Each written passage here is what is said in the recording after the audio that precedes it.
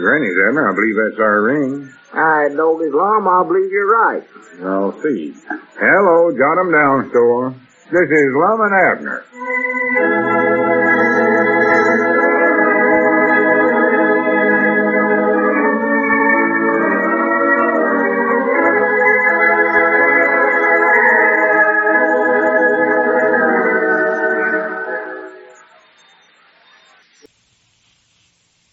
And now, let's see what's going on down in Pine Ridge.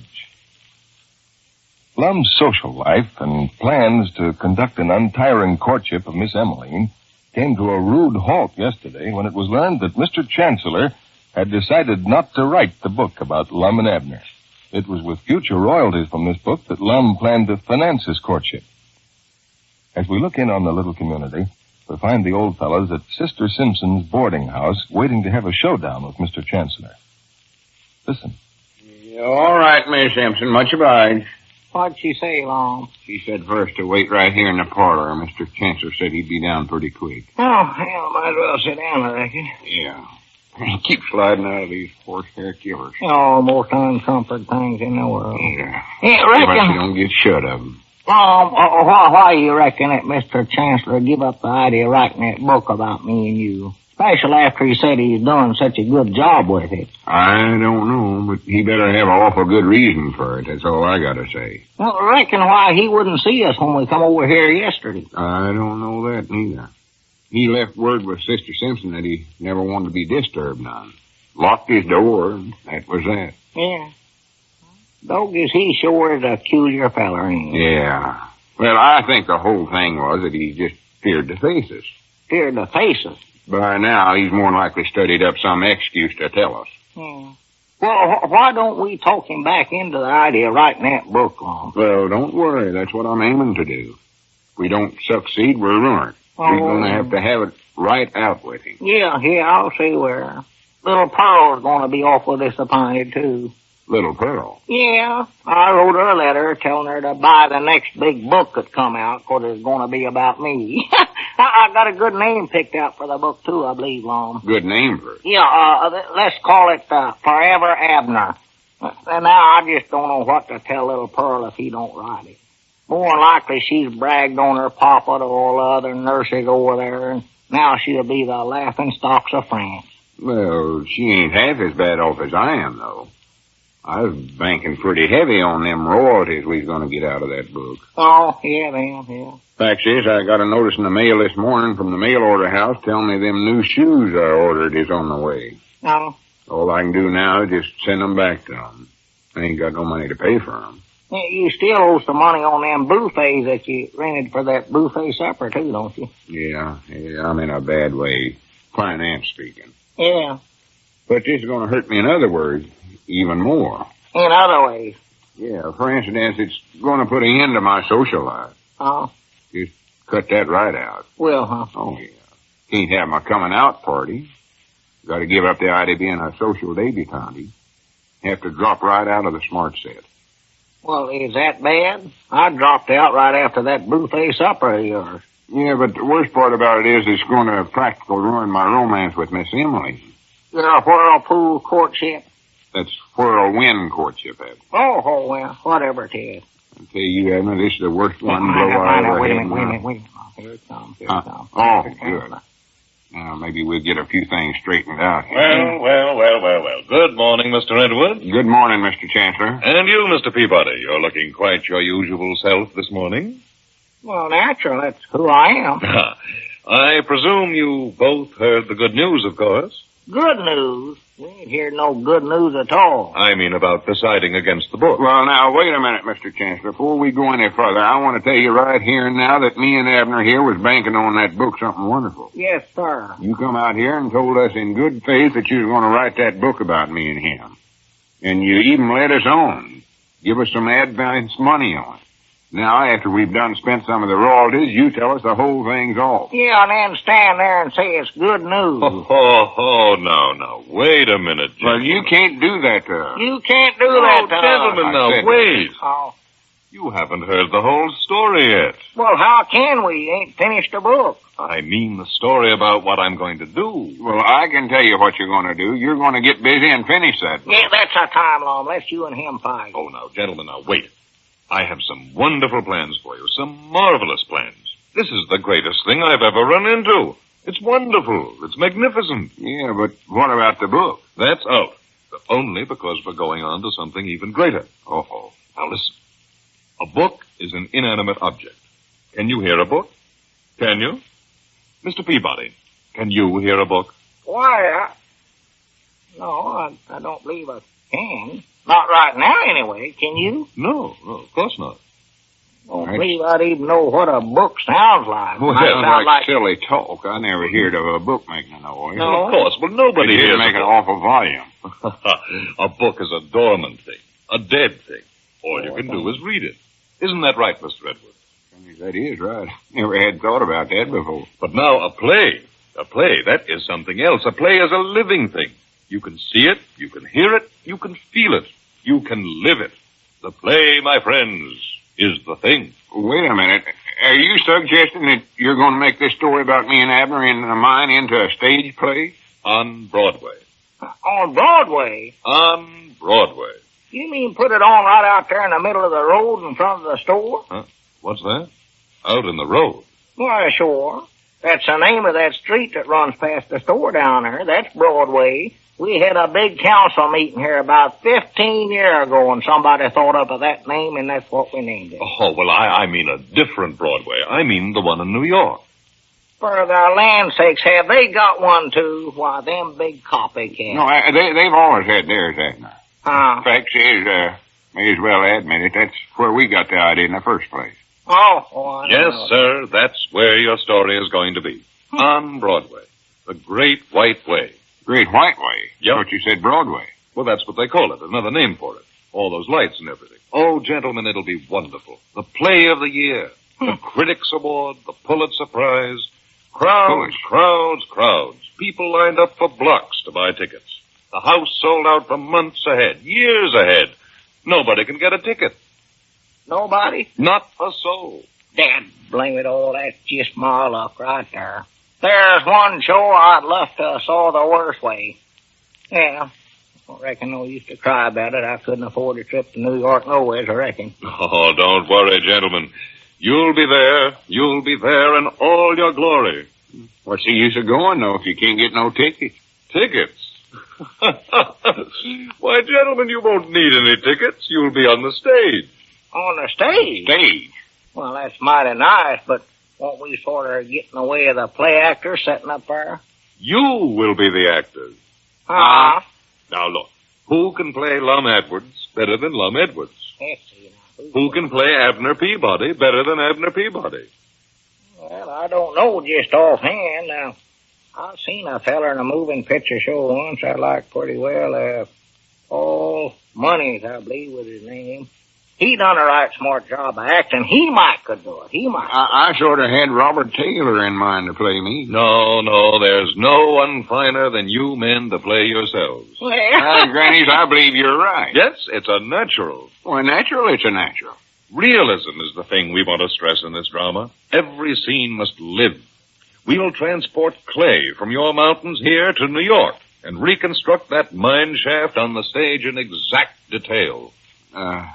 Hope you can work a love scene in there summers for me. yeah, see, I just That's happen my specialty. I happen to think of something, too, Mr. Chancellor. I can chord a little on the guitar. Oh, no. This is the cold, stark drama of two men entrapped in a mine shaft. I can sing Cut Down the Old Pine Tree. Oh, they cut down Well, the wait old... just a minute, Abner. He's talking. Yes. Interrupting. Go ahead. This We must can be practice realistic, singing this later. play. Yeah.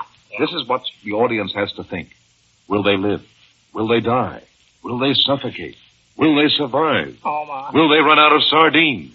Oh, what suspense. I tell you, it'll be wonderful. You, Lum, and you, Abner, up there behind the footlights.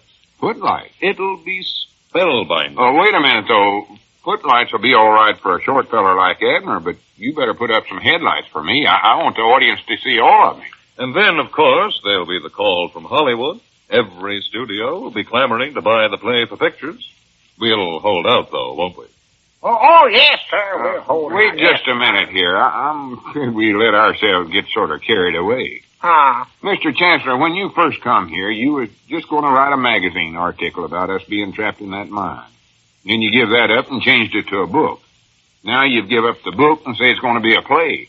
How do we know we can depend on you? Yeah, how can we depend on that? Well, gentlemen, I frankly don't blame you for feeling that way. But I'm prepared now, I can tell you, to set aside all your fears.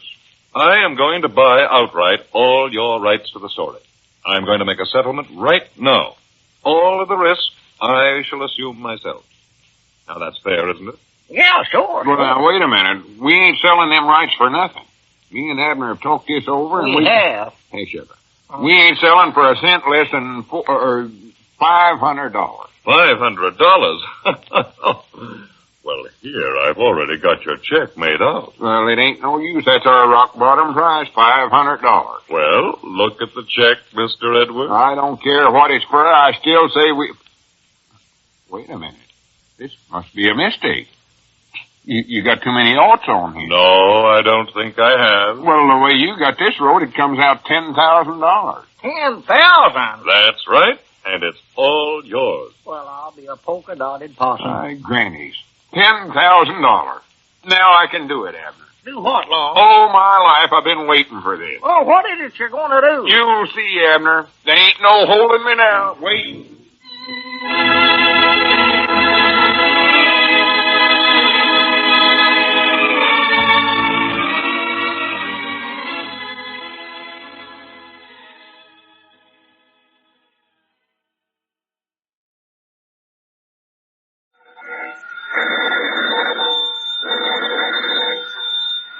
Granny's, Abner. I believe that's our ring. I told his Lum, I believe you're right.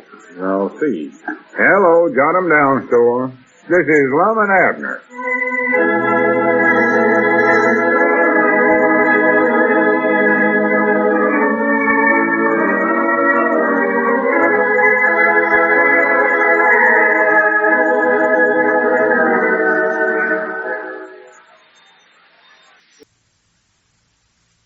Now let's see what's going on down in Pine Ridge.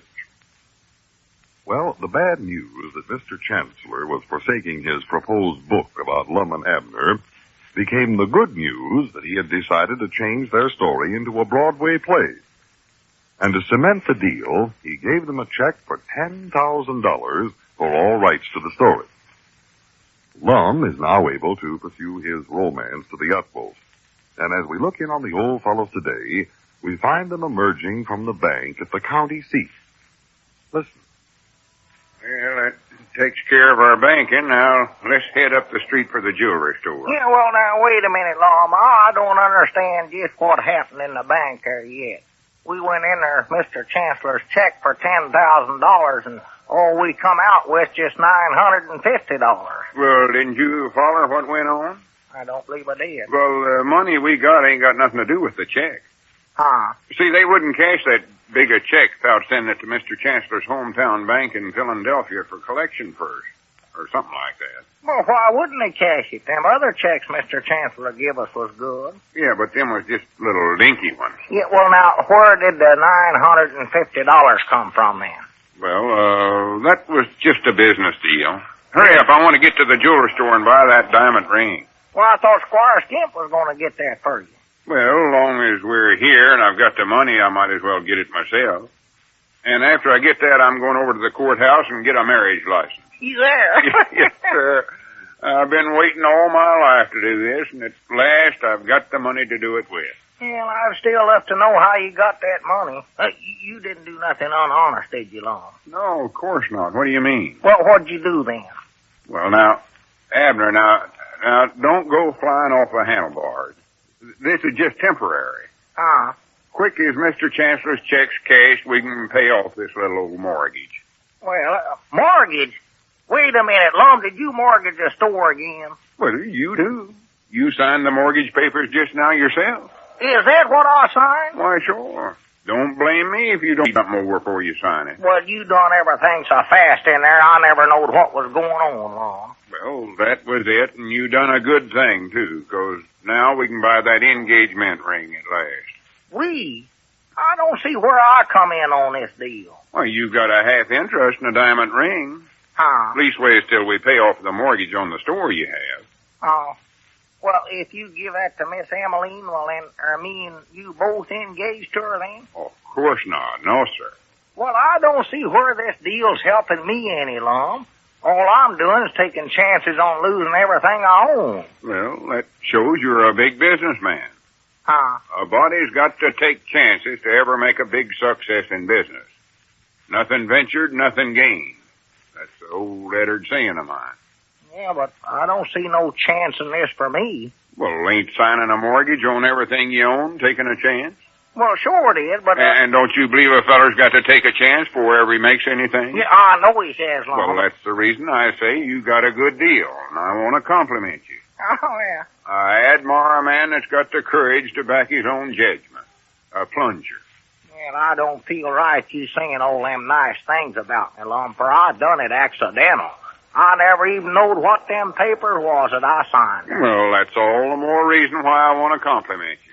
Taking a chance like that and never even knowing it. Well, thank you, Lum, but I still don't... Wait a minute. Here's a jewelry store. Is this the jewelry store right See in the here? jewelry's in there? Oh, doggy, look at that. Well, you don't have to stick your nose right up against the glass to see the jewelry's in there. Doggy, that glass feels cold again a feller's nose. Now, look at the glass there. You ought to be ashamed of yourself. Oh, I rub it off there. Now, Come on, let's go in and buy a ring. On there. Yeah, all right. I still can't figure this thing out, though. I know that. Just stop worrying about it. Yeah, how do you do, sir? My name's Lum Edders. I want to buy a... Sorry, partner. I ain't the man. That's him back at the counter. I'll be with you in a minute, gentlemen. Now, for the last time, I'm not interested in doing business with you. Okay. All right. Now, what is it for you, sir? My name's Lum Edders, and I want to buy an engagement ring. I see. What'd you have in mind? He just told you an engagement ring. Well, yes, I know, but I mean, what price range? I don't want a range. I want a ring. I don't care what the price is. What I want's the biggest dad-blamed diamond you got in this store. Yes, sir. I see. Well, now, let me show you what we have. See, I told you I wasn't interested in doing business with you. Okay. Now then, here's a few rings. I'm here, a good stone. No, it ain't big enough. Well, it's about the biggest I have. You might get into something like the sweetheart set, the matched engagement ring and wedding ring. I'll run you a little more money, $87.50. Ain't you got nothing bigger than that? Oh, not in stock. I can order you a nice solitaire. No, had my heart set on a diamond. Well, that is a diamond. I'll show you what we have in the catalog. How long will it take you to order one? Well, the way things are now, couldn't promise it to you in less than 3 weeks. I hate to wait that long. Here's what we have in the catalog. There's the biggest one right there. If you're actually interested in that, it's $1,500. $1,500? How big is it? Well, that's the actual size pictured there. Is that all the bigger it is? Blow me funny, you ought to get a diamond big as a basketball. Yeah, well, I don't know. I believe I'll think this over first. Yeah, all right. See, I told you once to leave. Okay. I'm leaving. Yeah, I believe I'll sort of study this over. Got a couple of other places I want to look. If I don't find nothing big enough there, I might be back. Yeah. All right, fine. Much obliged to you. Come on, Abner, let's go. Yeah, sure. Blame it all anyway. Had my heart set on buying that ring today. I can't wait no 3 weeks. Must be short of materials if it takes that long to make them. Yeah, well, where's them other places you was going to look, Lum? Ain't but this one jewelry store in town. I know. I never had no other place to go. I just said that for excuse not to buy nothing there. On me, $1,500. That outcaps anything I've ever heard in my life. Yeah, well, I wouldn't have minded the price so much if I could have got something for my money.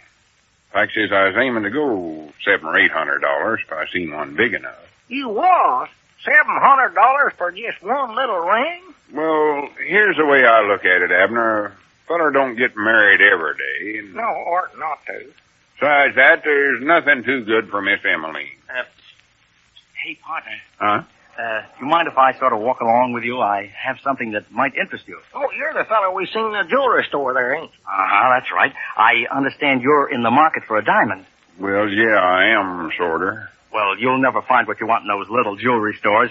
In the first place, they charge you too much. I'll leave him in that remark. Now, I've got just the stone you're looking for, and I'll guarantee that you get your money's worth. I've got no overhead, you see, no fancy store to keep up. Here, partner, just take a look at that. Oh, Granny. Here, let me see, Lum. Let me see. Now, that's more like it.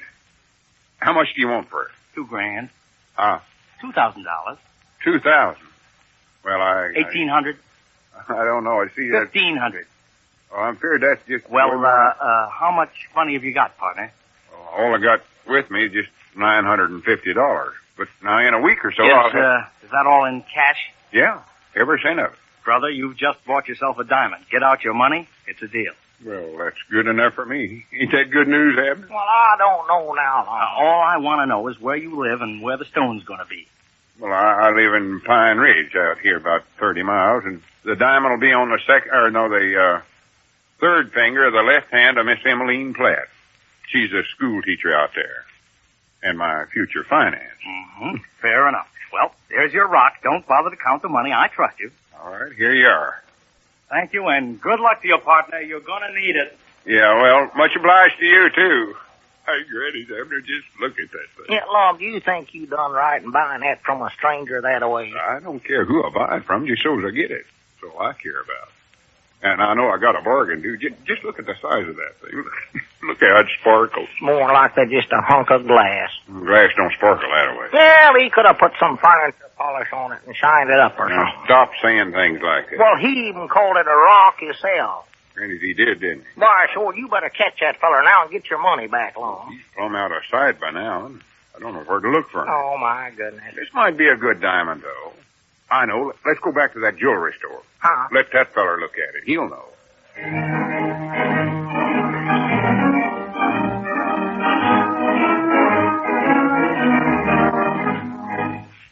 Back again, huh? Didn't find anything big enough to suit you? Oh, yeah, I got one big enough, but I just wanted you to look at it and see what you think of it. Here it is. All right, be glad to. Good grief. Is this it? Yeah. Oh, this can't possibly. I've never in my life. Yeah. Wait, let me examine this better. Yeah, that's what we come in here for. I've been in the jewelry business here for years, but... What's he doing, Lum? What's that little black gadget he's looking through there? Magnifying glass, I think.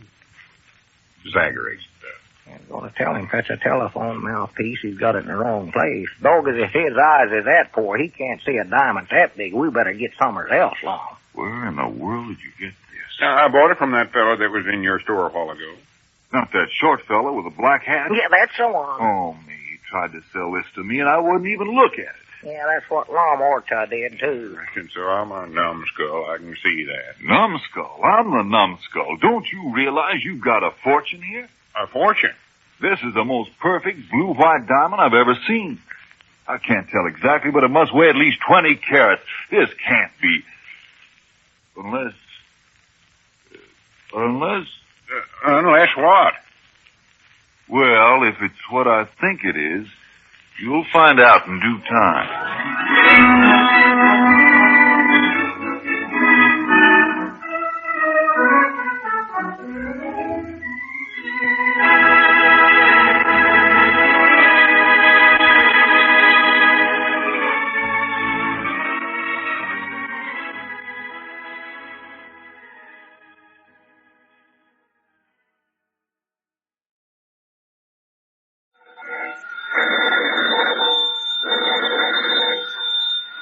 Granny's, Abner. I believe that's our ring. All right, Doggy Lum, I believe you're right. I'll see. Hello, Jot 'em Down store. This is Lum and Abner.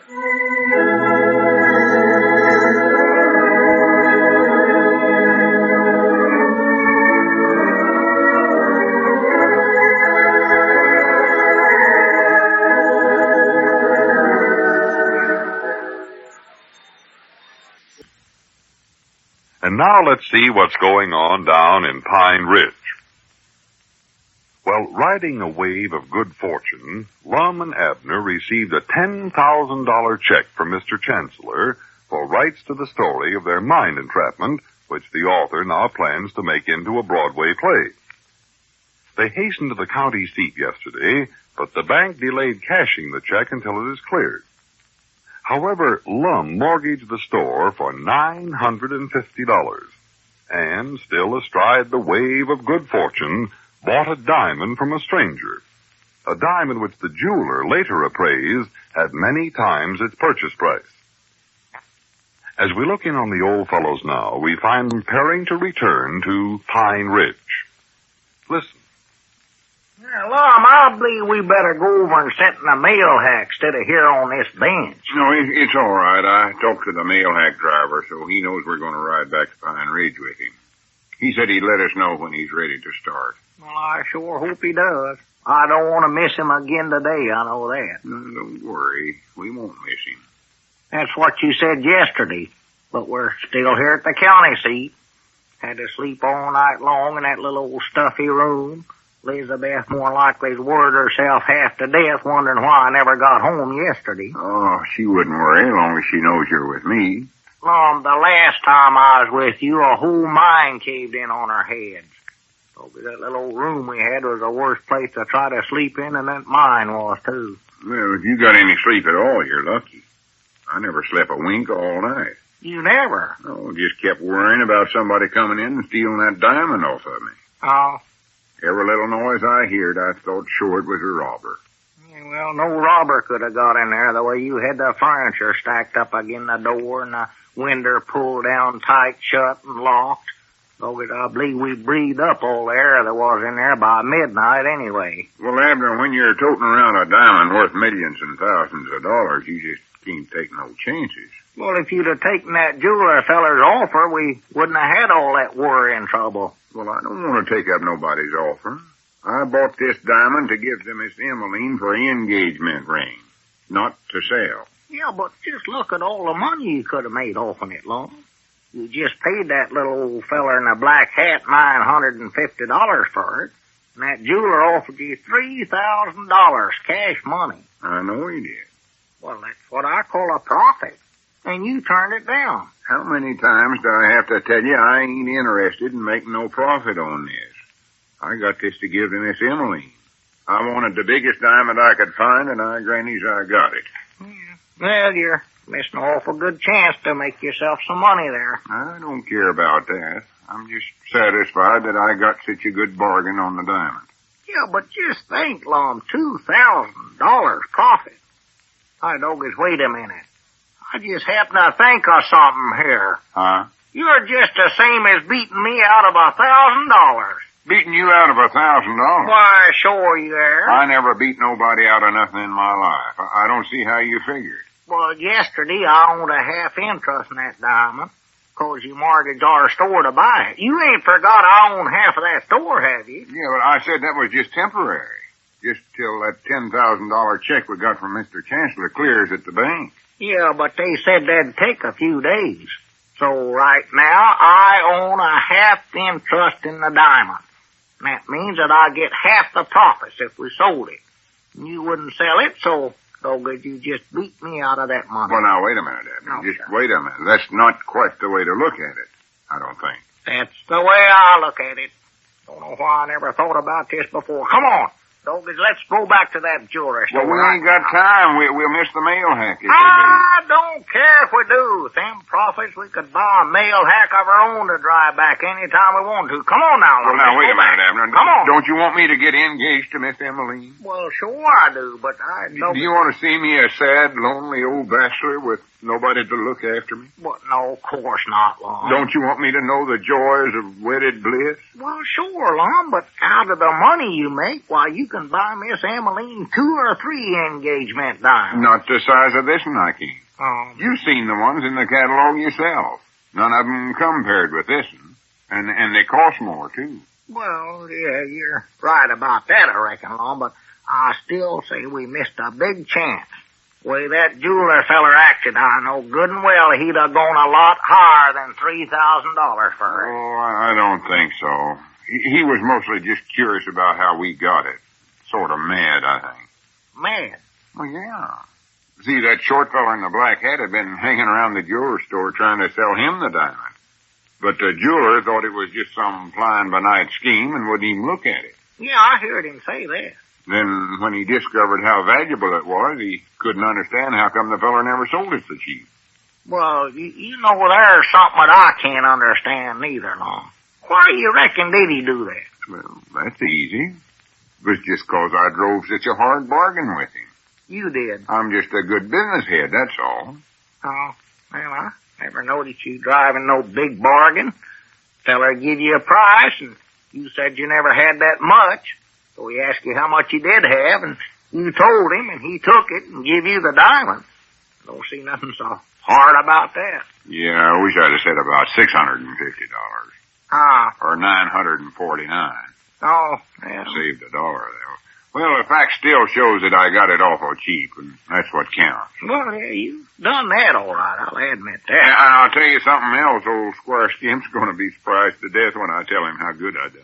Squire? Oh, yeah. He never could have got me one the size of this one. Oh, no. I'll show Squire he ain't the only one that's got connections for buying stuff. And I still think, Lum, we ought to go back to that jewelry store and... Well, we can't now, Abner, because yonder comes the mail hack right now. Yeah, well, maybe he'll wait first now. No, the mail can't wait. Huh? Besides, we got to get back to Pine Ridge. Ain't no telling how Grandpappy Spears is running the store. More than likely just sitting there asleep.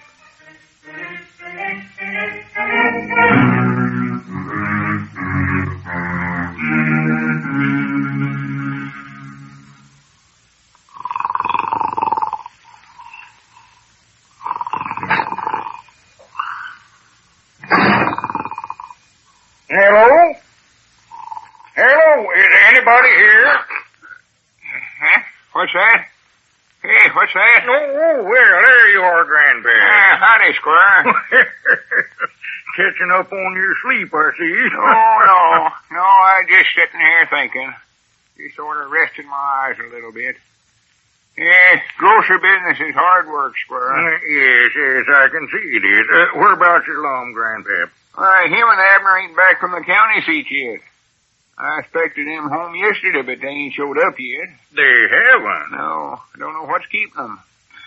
Anything I can do for you, Squire? No, thank you. I just had a little business I want to transact with Lum. Tell him to call me when he does get in, Grandpap. Yeah, all right, Squire. Well, I'll see you later. I believe that was the store's ring there, Grandpa. Oh, I never heard the thing ring even. Yeah, so long. Yeah, so long, Squire. Old Spears no, what is this now? Oh, yeah, jot him down, store and library. Milford Avery Spears talking. Well, no, they ain't showed up yet, Elizabeth. No, never called or nothing. Well, now, wait a minute. They might have called this morning. See, I got down here pretty late 'cause I weren't expecting to have to be here at all. And, yeah. Well, quick as I hear anything... Wait a minute. No, somebody's coming in. I thought for a minute it might be Lum, but it ain't. I don't know who it is. Some feller I ain't never saw before. Drummer, I reckon. And I'll let you know if I hear anything. Yes, Mom. I'll be with you in just a minute, mister. Yeah, all right, Elizabeth. Goodbye. All right, now, what can I do for you, sir? I am a man of plain words, and to the point I shall come immediately. Well, good. You're a stranger here in town, ain't you? Yes. I noticed you talk kind of cuter there. Whereabouts you from? Let us not waste time on trivialities. I think you know why I have come. Yeah, let's see if I can guess. Is it the special on peanut butter? Peanut butter? Yeah, buy one jar for the regular price and we throw in another jar for just a penny. Ain't got much left, though. Cedric's might and I bought it all up. Cedric Weehunt. He's a boy around town here. He's in the 4th reader and he works over at the wall plant. You seek to evade the issue. Where is it? Sitting right there back of you. Just got the plain kind left, though. The chunk style's done sold out. You know what I mean. I know you are in possession of it. So do not try to deceive. Huh? You have nothing to fear. Return it and I shall repay you well. The money means nothing. What in the pigeon-toed world are you talking about anyway? It is no use to deceive. I know everything. You bought it from a little man wearing a black hat. I did. You paid $950 for it. Well, I never paid $950 for nothing in my whole life. Special something I ain't even saw yet. What is it? Do not talk like a fool. Where is the diamond? Diamond? Where is it? I ain't got no diamond, and I never have had one. Don't want one. You speak an untruth. Where were you yesterday? Yesterday I was right here, sitting in this store. Sat here all day long. Anybody'll tell you that. Ask Dick Huddleston. Ask anybody. You were not out of town? Why, no, not lately. I ain't been out of town since, let me see, the Silver Cornet Band went to Fayetteville for the contest in 34, I believe it was. That and that was swine. Huh? A plague on his black hat. Even in death he cannot tell the truth. Death? Did somebody die? Of course. That is the fate of all who come into possession of the Kunlun diamond. Kunlun diamond? But I shall find it. I shall follow its path of death and destruction. None yet have escaped its curse.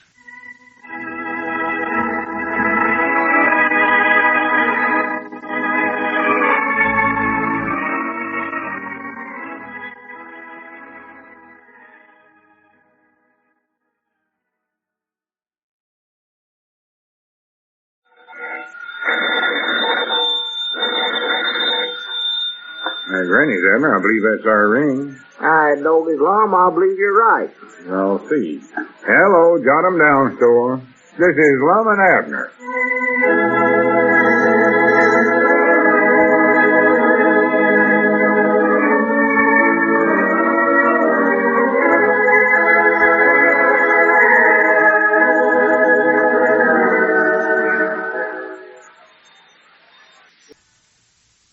Now let's see what's going on down in Pine Ridge.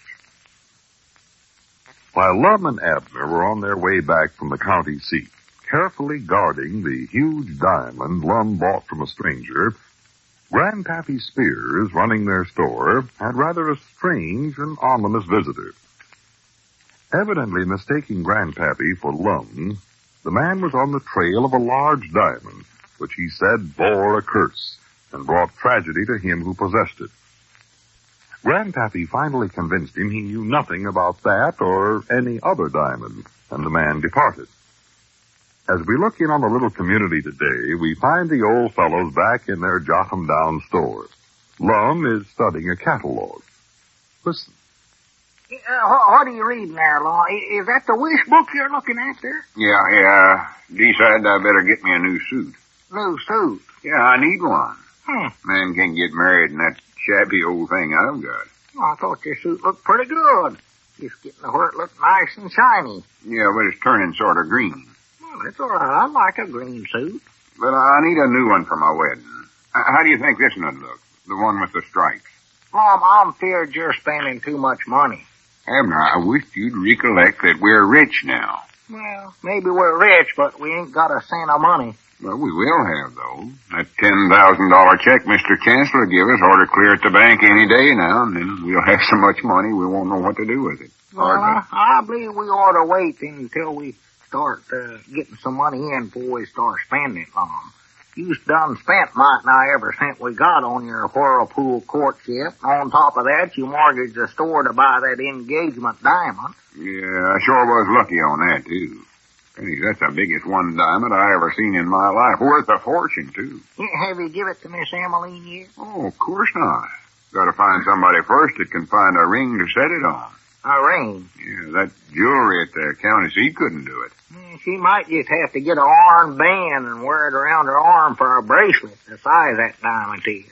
She might not be strong enough to tote that thing around, you know what, Lum? Oh, she can take exercises and build herself up to where she can work pretty steady. Well, I doubt it. That's a big one. How do you like this suit here, Abner? Which one's that? That one right there. That checkered in there. I don't know. I believe you need something more assertive than that, Lum. Yeah, I guess that would be a little too flashy for a wedding. Oh, that's flashy. I'd overshadow everybody at that, including Miss Emily. I sort of like this one over here pretty good. If I was having my druthers, I believe that'd be the one I'd rather have. Yeah, that's nice. You know, you ought to get a new suit, too, Abner. Me? Why, sure. You can't go to a wedding in that old suit of yours. I ain't getting married. No, but you're going to be the best man at my wedding. Oh, there's no doubt about that. And I want you to look as good as you can. Here, I'll measure you up and we'll order you one. Well, now, just wait a minute now. If you're worrying about the money, just forget it. I'll pay for it myself. Have we got a tape measure around here somewhere? I don't believe we have. I ain't sorry. Maybe we can order you a suit without it. Let me study this order blank over once here. You know, I would sort of like to have a new suit, Lum. I don't know where I ought to spend the money or not, though, first. I told you I'd pay for it. Oh, well, if you're a mind to do it. Let's see, name and all that stuff we can fill in later. Yeah, I know that. Good, yeah. Tall, short, regular. Stand up there, Abner. Let me take a look at you. What's wrong with me? Oh, it's awful. Huh? About a short, I reckon. Now, shoulders. Yeah, of course. I want shoulders in it. Yeah, all my suits always have them. Shoulders, yes. Yes. 2. Yeah, one for both sides. Then chest. I don't know what that's for there. Do you have any trouble with your chest? No, not particular. Chest? No. I hope you pass. Well, wait a minute, though. I got a chest, Lum. Don't give them the wrong idea about me there. That chest, no, that don't sound just right for me. Well, I'll change it to chest, no trouble. Yeah, that's better. Sleeve length. How long do you want your sleeve? Oh, about to here. Long as my arms is. Well, they don't know how long your arms are. You can't say down to here. They ought to know something for making the suit. I'm afraid we got to have a tape measure after all. I tell you, stand up against the wall there, Abner. Stand up against the wall? Back up against it there. Right here? Yeah, now stretch out both your arms as far as you can. What you want me to do this for, Lum? I'm measuring you. Huh? I'm measuring you. Now, let's see, them boards are 1x12s. Good thing they run up and down that way. You ain't aiming to paper the store for me, are you? No. Let's see, they're 12 inches wide, and you're covering 1, 2, 3, 4, 5, 6 of them. Feel plumb silly. 6-foot sleeves. Oh, that sounds a little long, Lum. I ain't but 5 foot 2 inches tall. Well, that's for both of them. Oh. You have to divide that half in two. 2 into 6. It's a 3-foot sleeve. Yeah, that's better, I believe. Now, let's see, coat length.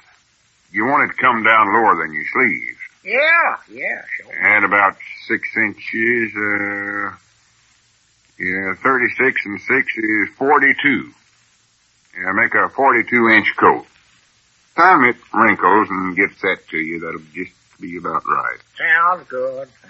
Now, your breeches. How far around are you? Oh, well, I don't know exactly, Lum. Back up again the boards again. Oh. You give her about 1.5 of them. That's foot and a half, 18 inches. I know I'm big around the waist and that, Lum. Well, that's just half of you. Well, I want my breeches on both sides. Well, you'll have them that way. Oh, Lord, yes. 18 inches times 2 is 36 inches. Well, that's 3 feet. 3-foot pants, I'll put. Granny, you're a perfect 36. Well, good for me. Hooray. Let's see. Inside seam. You want an inside seam? I don't know. What is it? I don't know. Might be something new. Better put it in. Yeah, I'll take anything. Inside seam, yes. Pearl buttons on the pockets, too. Outside seam, yes. Give you both of them. Make it fancy. That's our time. You'll be the best dressed man at the wedding. Hot dog. Except for me, of course. Just one more thing. Hot shot at. What do you want, pinch back or a box seat?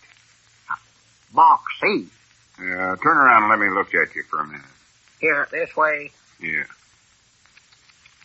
What is it, Lum? Well, with that build of yours, I believe you need both, Abner. We'll give you a pinchback and a box seat. Doggett, I am going to be sort of fancy, ain't I? Yeah, that takes care of you. Now, I'll back up again the boards and you measure me. Yeah, get up there. Doggett out there. Wait a minute. No, it's just Grandpa. I thought for a minute was a customer coming in. Recollect now, don't mention nothing about that diamond. I don't want the whole town to know about it before I'm ready to give it to Miss Emily. Well, she won't find out about it. Nobody knows about it but you and me and a jeweler at the county seat. And that short fella in the black hat. I know. Well, howdy. Howdy, Grandpap. How have you been? Ain't saw you since we got back from the county seat. Yeah, business was kind of slow here yesterday, so I closed up early and went home. Must have just missed you fellers. Yeah, must have. How'd everything go at the store while we was gone? Oh, pretty good, I reckon. Had a little trouble figuring out them red and blue points is all. Well, I worked out a system, though. I just made 'em a flat rate of 1 stamp for every article they bought. Well, Lord, me, Grandpap, you can't do that. Granny's no. Now we'll have to check up on everybody that bought stuff and straighten that out, or we'll get in trouble with the OP&A. Why, sure, they'll have us on the ceiling. Can you recollect all that was here, Grandpa? Yeah, think hard now, Grandpap. Yeah, let's see. Miss Seastrunk was in. Got some sugar, I believe. Put that down, Miss Seastrunk. Squire Skimp was in. Squire Skimp. Never bought nothing, though. Never bought nothing. Oh. Charlie Redfield is in. Charlie Redfield. He never bought nothing either. Never bought nothing. Blame it. What we want is the one that did buy something. Miss Barton was in. Miss Barton. She had a letter from her boy, Ernest. Bought a letter from her boy. Oh. He's over in the Philippines now. Well? One of them V-mail letters. You know, them are the outdoornest things I ever seen. They Kodak them on films, and they don't take up hardly no space at all. Yeah, we know that, Grandpap. Don't cost much neither. V-mail letter can fly overseas for just 3 cents. Yeah, that's good. But who else is in the store, Grandpap? Good for writing short, fast letters, too. Them's the best kind to write to the boys overseas. Write them often and make them cheerful. Tell them news about the hometown and their friends. Yeah, we know that's the thing to do, Grandpap. I agree with you 100%, but try and recollect who else come in the store while we was gone. Let me put it down here. Sister Simpson was in. Sister Simpson. Can't recollect what she bought from her. She was in here twice. Some out-of-town feller is in. He never bought nothing. We ain't interested in them that didn't buy nothing, Grandpap. I meant to tell you about that out-of-town feller. He was a cutie for me. Oh, my. Tall, dark feller. Way he talked sort of give you the creeps. To be honest, I think he sort of touched. We ain't interested in him now, Grandpa. First come in, he's bound and determined that I'd been out of town, bought a big diamond, of some kind. Grandpa, diamond? Yeah. I had to laugh. I told him I never owned a diamond of no kind my whole life. Uh-oh. Wait a minute. Who was this fella, Grandpap? What'd he look like? Was he a short fella in a black hat? No, I told you he was tall. Oh, good. Come to think of it, though, he did mention a fella in a black hat. He did? Yeah. Claimed that's who I bought that diamond from. Wanted me to give it to him right then and there. Well, I'll be dead blamed. Did he say anything else about the fella in the black hat? No, I don't believe... No, that was something else. Some line. Oh, yeah, said he was dead. Dead? Why, we just seen him a couple of... Huh? Grandpap, are you sure he said that? Yeah, he said that's what happened to everybody that got hold of that pigeon-toed diamond. Oh, my goodness. Oh, he told a whole bunch of huskin' shuckins about it being a famous diamond with a curse on it. Let's see, what'd he call it now? The Kunlun diamond, I believe. Kunlun diamond? Yeah, said he'd find the spavined-legged thing, though. Said he'd just follow that path of death and destruction. Oh, my goodness alive. Lum, you reckon we better hold up on ordering your suit? Lum, get up off the floor. I can't measure for your suit laying down there that way. Lum!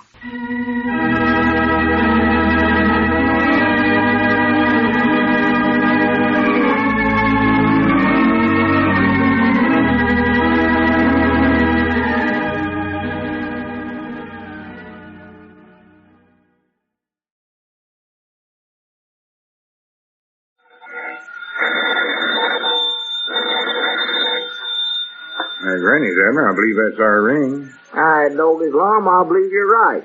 I'll see. Hello, jot 'em down, store. This is Lum and Abner.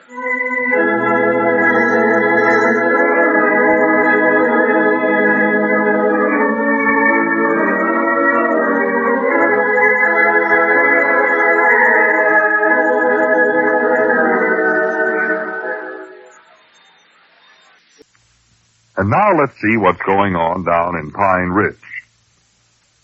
Well, yesterday, Lum and Abner were rather unnerved when Grandpappy Spears, who did not know that Lum had purchased a rare diamond, told them about the stranger who had come to the store in search of the Kunlun diamond, which brings bad luck to all its owners. As we look in on the little community today, we find the old fellows in their jot-em-down store.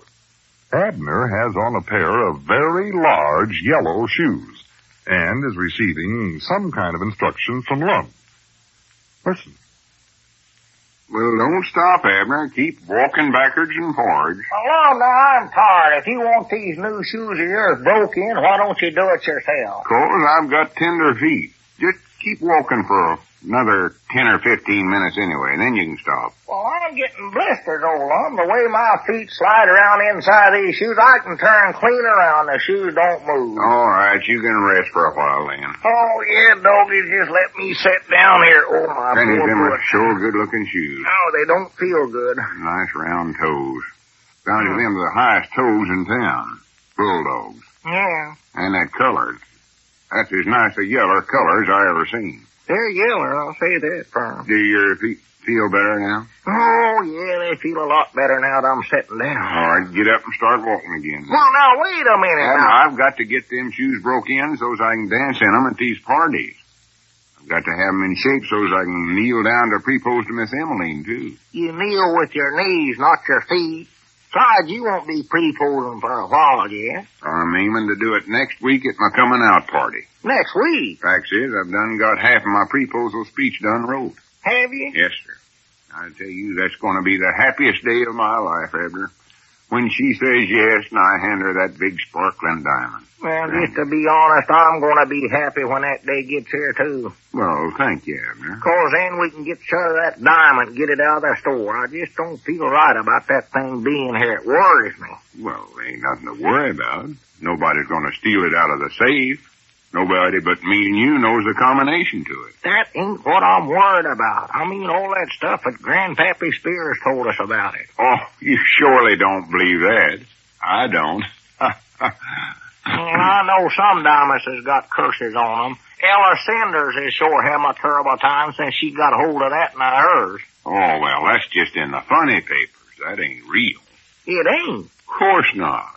Things like that just happen in storybooks or in the funny papers. They don't actually happen. Well, what about that culiar feller that Grandpappy Spears said come in here the other day trying to get the diamond back?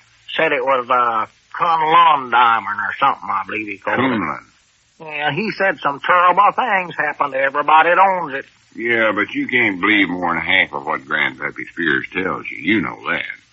Besides, there ain't no proof that the diamond I got is the Kunlun diamond. Well, it must be, Lum. The feller told Grandpap exactly how much you paid for it, who you bought it from, that short feller in the black hat. And what's worse, he said that short feller is dead now. Look, Abner, I know all that. And at first, I'll admit I was pretty scared. But then I got to thinking it over, and I think somebody's just trying to scare us out of that diamond, so. You don't believe there's actual a curse on it, huh? Why, of course not. That's just superstitions. And it's silly to believe anything like that. I've made up my mind I'm just going to forget it, not worry about it no more. And I don't want you to, neither. I'll try not to. I'll still be glad when we get shut of it, though. It gives me a peculiar feeling. I believe that was our ring there. Granny is scared the daylight out of me. You get it, Abner. I want to work on my proposal speech. All right. Hello, Jot-em-down Store and Library. Abner Peabody doing the talking. No, this ain't the bank. Oh, I said, just a minute. Yes, sir. Mama Street is the bank at the county seat. Oh, good. I put in a call there this morning. Oh. Give me the receipt. Oh, excuse me. I was fixing to carry it off with me. Hello, this is Lum and Abner speaking. Forgetting that string's on there. Yeah, I called you. I want to know if the check was cleared yet. Why, that $10,000 check that Mr. Chancellor gave us. Yeah. Yeah, that's the one. Oh, it ain't. Are you sure? Oh. Well, let me know quick as you can, because I'm needing the money bad. Why they tie them receipts to the phone? Yeah, all right. Much obliged. Goodbye. We can't get the cash yet, huh? No, they ain't got no word back from Chancellor's Bank in Philadelphia yet. It's that diamond that's causing it. I know it is, Lum. I know it. Abner, it ain't no such a thing. I told you to stop worrying about that. Yeah, I'm sorry. Just forget about it. The only folks that's ever bothered by such things as that are the ones that sit around and worry about them. The fella that had the diamond before you, Lum, is dead. Don't forget that. Do you know that for sure? What? Well, no. All right, just forget it. Stop worrying about that and help me worry about how I'm going to get some money. Some money? I thought you said we was rich. Well, we are. Only trouble is we can't get the actual cash till that check clears. I need some money right away. What for? Well, I still owe on them buffets I rented for my buffet supper. I had to borrow the money from Dick Huddleston to pay for them shoes you got on there. And we need quite a bit of money to send in from them new suits we're ordering. Oh, yeah. I think I'll order me another suit, too. Another? One with swaller tails on it. As long as I'm a debutante, I'm going to need one of them. Debutantes wear them smaller tails, huh? Oh, sure. And I want to order some new furniture before I get married. I don't know where you're going to get the money for all that, Lum. We've done mortgage a store here. Granny, wait a minute. There comes just the man I want to see. Huh? Squire Skinner? Yeah, Balgy, he can help me raise some money. Well, good afternoon, Abner. Come on in, Squire. How are you, Lum? Oh, just dandy fine. Say, Lum, about that diamond you want me to get you. Never mind about that now, Squire. I've done got one. You have? Yeah, I picked up a little one at the county seat the other day. Got a good price on it, too. So I thought I'd better get it. I'll show it to you sometime. Yes, I'd like to see it, Lum. I'm sorry you rushed into that, though, 'cause I'm on the trail of a pretty good one for you. Well, I just won't need it now. But I tell you what I do need, Squire. Need a little ready cash. A little cash? Yeah, got a lot of money coming, quick as a check from Mr. Chancellor clears at the bank, but I need a little money right away. Well, I'd be glad to take a little mortgage on a store here, Lum, if you... Well, I've done mortgage that already at the bank. No. But I was just thinking, there's my house over there. Well, about the best I could do on that is $200 or $300, Lum. $200 or $300. And that's stretching it, too. You know, that place here is pretty small, Lum, and fairly old. Yeah, but is that the best you can do? No, I'm afraid so on that place, yes, Lum. I'll have to take it. I need the money that bad, but I need more money than that, tell you the truth. How much would you loan on a nice place like Abner's, for instance? Well, I'd say about $500 on that. Dennis, did you hear that, Abner? You're a lucky man to have such a place as that. I am, huh? Oh, yeah. Get $500 on it any old time you want it. Oh. You better take advantage of that. Make out the papers, Squire. Well, now, wait a minute now, Lum. It's all right, Abner. It's a good business deal.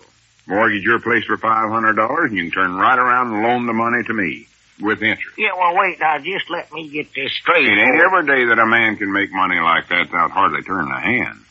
Here, look at it this way. What good is that house doing you the way it is?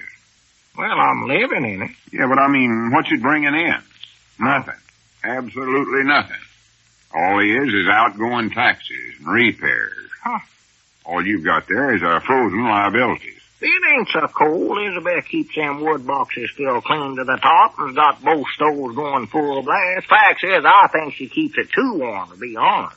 What Lum means is this, Abner. Property that is costing you money and is not making you any profit. Yeah, that's it. Yeah. And you'll just need to take a mortgage for, say, 5 days. Yeah, 5 days. Is that all, Lum? Yeah, we'll have plenty of money by then.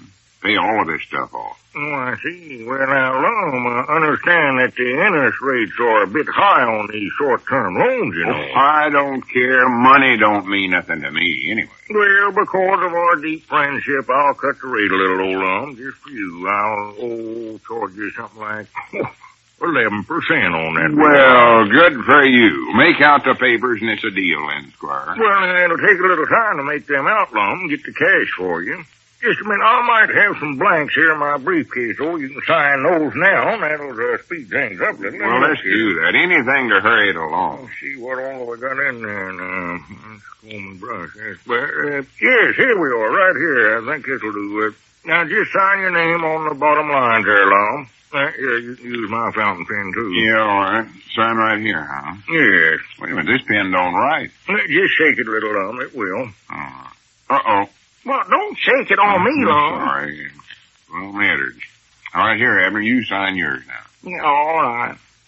Reckon how long it'll be before I can get this money, Squire? Well, I may be able to get it for you by late afternoon, Lum. If not, then the first thing in the morning, though. Well, that'll be fine. I'm sure much obliged to you. Not at all, not at all. Well, aren't you through there yet, Abner? I sort of got to blot it here. Once this pen gets to working, it sort of overdoes it. Can you read that all right, Squire? Yes, I can make that out all right, Abner. Well, I'll rush this through as fast as I can, Lum. Yeah, all right, fine, Squire, and thanks again. Oh, tut. I'll see you later.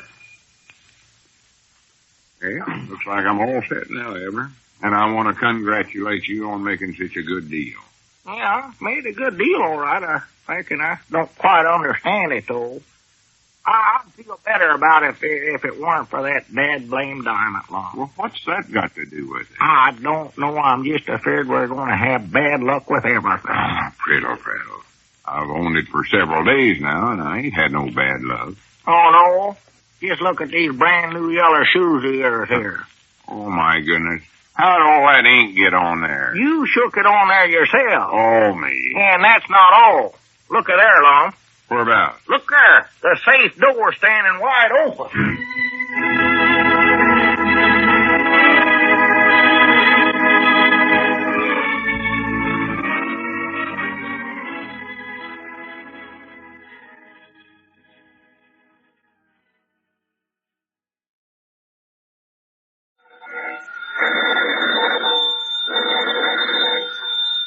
Granny's, Abner. I believe that's our ring. All right, Doggy Lum, I believe you're right.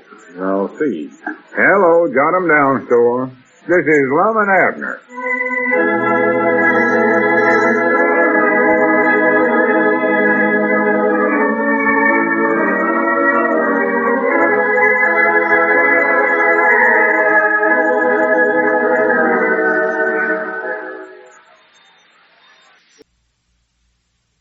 And now let's see what's going on down in Pine Ridge. Well, here it is, the first day of a new month.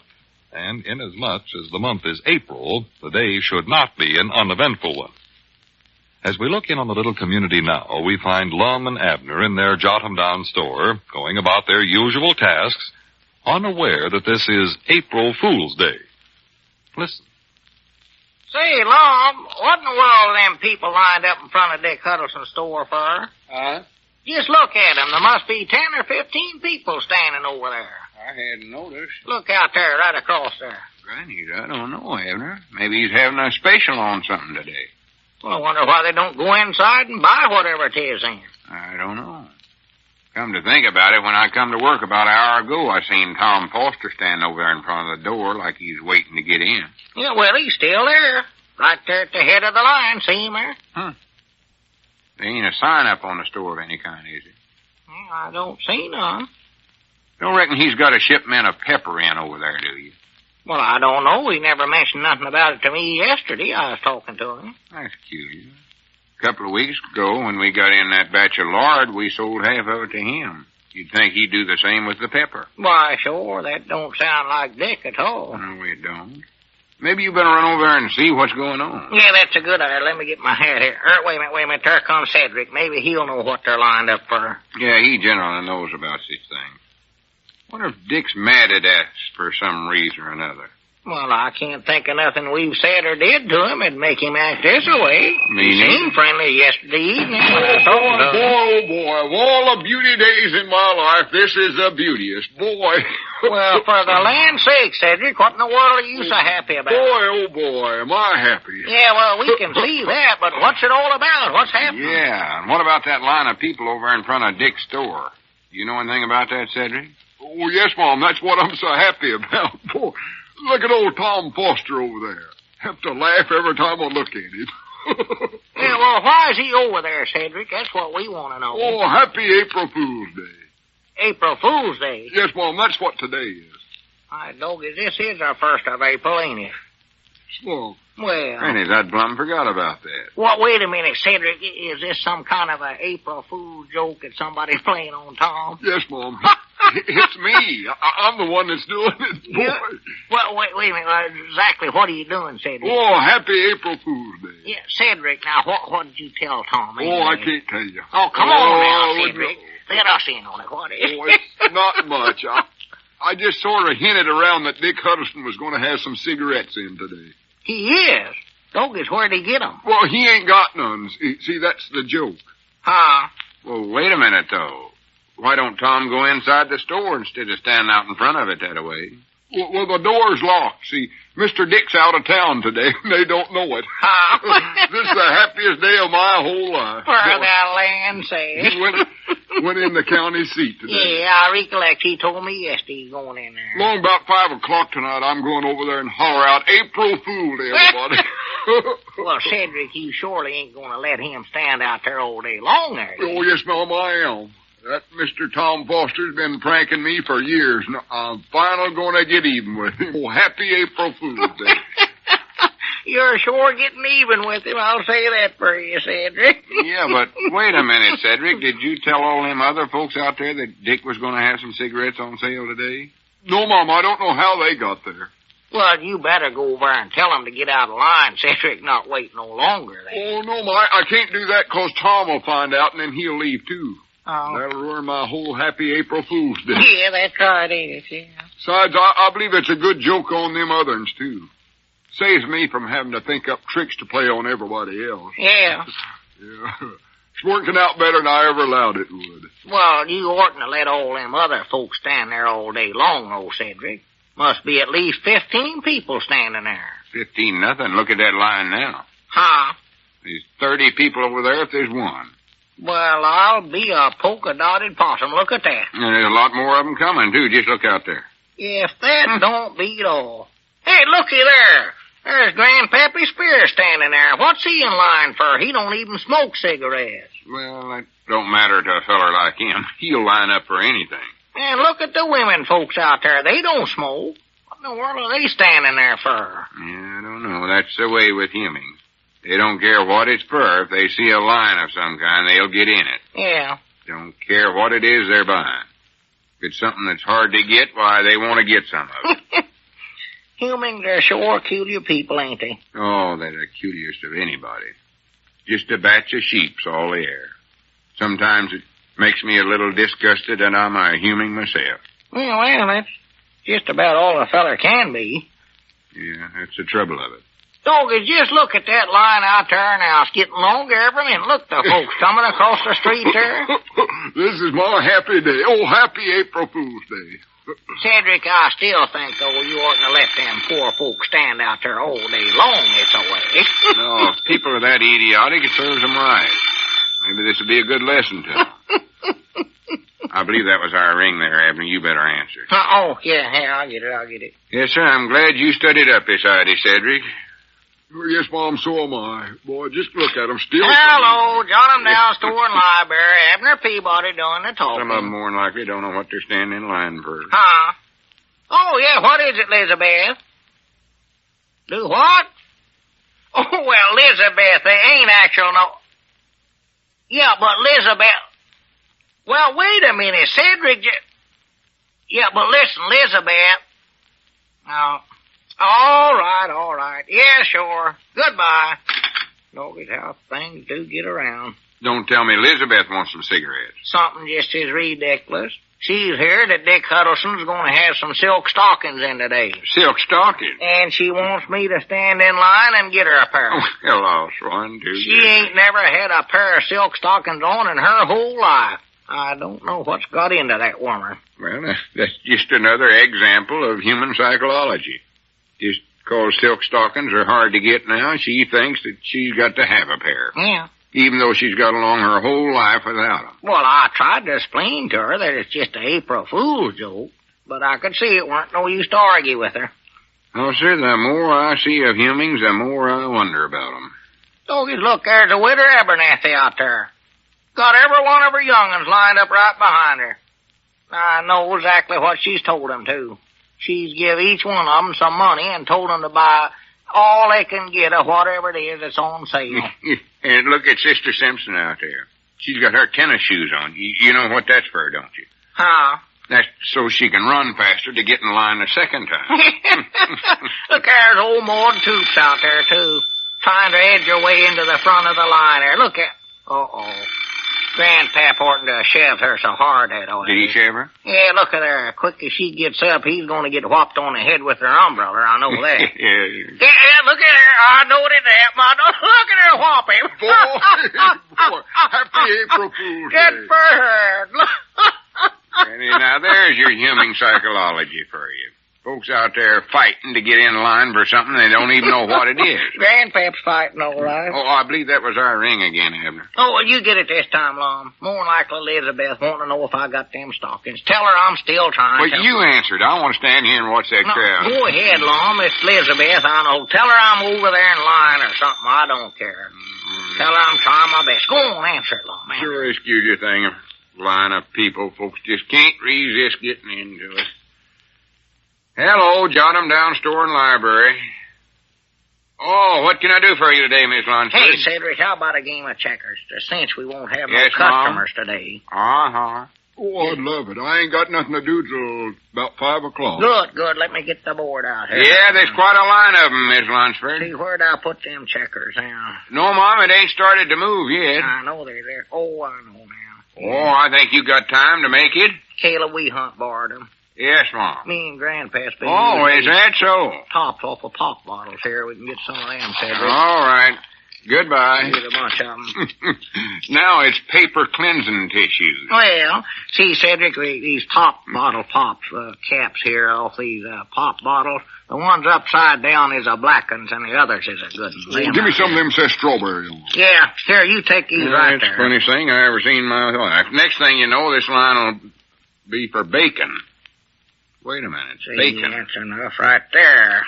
All right, Cedric. You can be first. Yes, Bob. Call yours the black ones. Strawberries. Yeah. Go ahead. You know how to play, don't you, Cedric? Oh, yes, Mom. I know that good. I played Mr. Grandpap the other day and beat him. Oh, well, that ain't saying so much. Let's see now. Have we started yet? No, we will, quick as you make your first move. You move first. That's right. Yeah. That's always one of my hardest moves right there. Yeah, well, hurry up. Just move, Cedric. Well, can I jump you now? Course not. Say, how in the world did you ever get to beat Grandpap? Well, come to think about it, I think I got that wrong, maybe. How? I think he was the one that beat me. I know one of us won. Well, I figured it was something like that. Well, hurry up now. Figure out your first move, Cedric. Well, let's see now. Hey, Lum, how's the line coming out there? Lum, I say, how's the lineup coming over there? Hey, Lum, where are you? For the land's sake. Did you see Lum go back in the feed room or someplace, Cedric? No, Mom, I was too busy playing checkers here. That's cute. He was here just a minute ago. He answered the phone, and I got to talking to you. Well, I'll be a polka-dotted possum. Look out there, Cedric. Mom? There's Lum out there in front, right at the end of the line. Look at that. He is? Yeah, I don't get. Wait a minute. We better get out there, too, Cedric, and get in line. Well, what is it we can get? I don't know, but whatever it is, it must be scarce. We better get some of it. Come on, Cedric. Hurry up.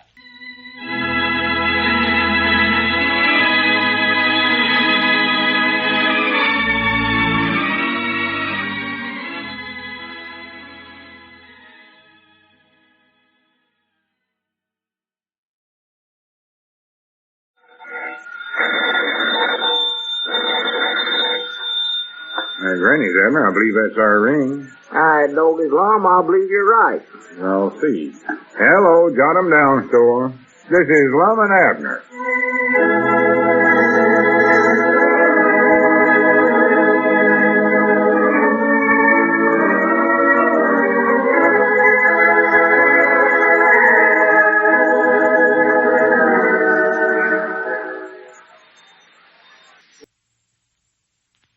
Now let's see what's going on down in Pine Ridge. Well, so far, Lum's diamond has brought him no major bad luck. And he's pretty well convinced himself that there is nothing to the story that it carries a curse. In fact, things seem to be going rather well. Although the check from Mr. Chancellor hasn't cleared yet, he was able to mortgage his house and Abner's for enough to pay for their new suits and Lum's new furniture. As we look in on the little community today, we find the old fellows in their jot-em-down store. Lum is reporting his conversation with Mr. Chancellor. Yeah, well, Lum, exactly what did Mr. Chancellor want to see you about yesterday? Well, that's a funny thing, Abner. I ain't sure just what it was. Well, when he called up over here, he said it was important. Yeah, you told me that. He was waiting there for me, all right, but he never had nothing to tell me that seemed to be extra important. Oh, well, he's still writing a play about a thing. Yeah, he said that was coming along awful good. Oh, good. Good. Working on the second act now. Claimed it was going to be the best play that ever struck Broadway. I'm glad to hear that. What else did he say about it? Oh, not much more about the play. Mostly it seemed like he just wanted to talk to somebody. Talk? He might not be feeling so good because he acted sort of nervous. Couldn't tell what it was. Well, what do you want to talk about? Oh, just things in general. Mostly about his papa. Yeah, he claimed his papa had never understood him. You mean on account of them big words he uses all the time? No, I don't know how his papa could understand him. I never can understand him neither, the way he use them big words. Well, that ain't what Mr. Chancellor meant, though. He said his papa never could understand why he wanted to be a writer. Always wanted him to go into some kind of a business. But he never wanted to do that because he's more of the artistic side. Well, on me, I don't see what his papa's got against him being a writer. Any feller that can give out $10,000 checks must be doing pretty good. That's as good a business as I'd ever want him. Yeah, but his papa just don't see things that way. He even went so far as to say he wished I was his papa. You? Why, you ain't even married. Well, he was just saying that. Said I understood him. Wait a minute, is that what he wanted to see you about? Was he hinting around to have you adopt him? Oh, of course not, silly. Well, I don't know now. I'd think that over a little bit first if I was you, Lum. He's 45 years old if he's a day. It's a little old for your first child. You ought to start out with something younger. Well, I ain't going to adopt him. You ought to talk it over with Miss Emmeline, too, Lum. She might not want to have a 45-year-old young'un kicking around the house. Oh, for goodness sake. Might even be embarrassing to her. I don't believe she's that old herself. No, I wouldn't recommend that. Well, Abner, for pity's sakes, I ain't going to adopt Mr. Chancellor or nobody else. Well, I'm glad you changed your mind. So it's just a lucky thing you talked to me about this first. Yes, ain't it, though? Sometimes I just don't know what would become of you if you didn't have me to advise you. I shudder to think what would happen. But don't you worry, old boy. I'll stick by you. Well, that's wonderful. You just bring your little problems to me, old boy. I'll be always glad to take time to discuss them with you. Well, that's mighty thought of you. I'm your friend. That's fine. You're a true friend. Yes, That's grand. So anytime you got these little troubles... Oh, for goodness sake, hush up. I can take care of myself. Here you talk about it, think it was you that was adopting me instead of me adopting Mr. Chancellor. Wait a minute. Now you got me all mixed up. Well, I'll be glad to straighten you out, Lum. Now, what's your trouble? I ain't got no trouble. Well, you never can tell when you get into some, though. Especially with that diamond locked up in that safe there. Oh, say, that reminds me. Did I get any letters in the mail today from any jewelry stores? Jewelry store? Yeah, I wrote to 2 or 3 of them asking them if they had any rings you could fit a great big diamond on. No, I don't believe there's any mail at all today. Not even any bills from the wholesale house. Okay. I've got to get that ring ready so as I can give it to Miss Emmeline at my coming out party. Well, have you tried Caleb Weehunt over at the blacksmith shop? He makes some pretty fancy rings out of them horseshoe nails over there. Oh, that ain't fancy enough, Abner. What I want... Wait a minute, there comes Squire Skimp up out there. He might know someplace where I can get what I want. Well, he'll let on like he does, whether he does or not. Oh. Well, howdy, Squire, old boy. Well, howdy, Lum. Hello, Abner. Beautiful day. Yeah, I suppose you fellas hate to see me coming today.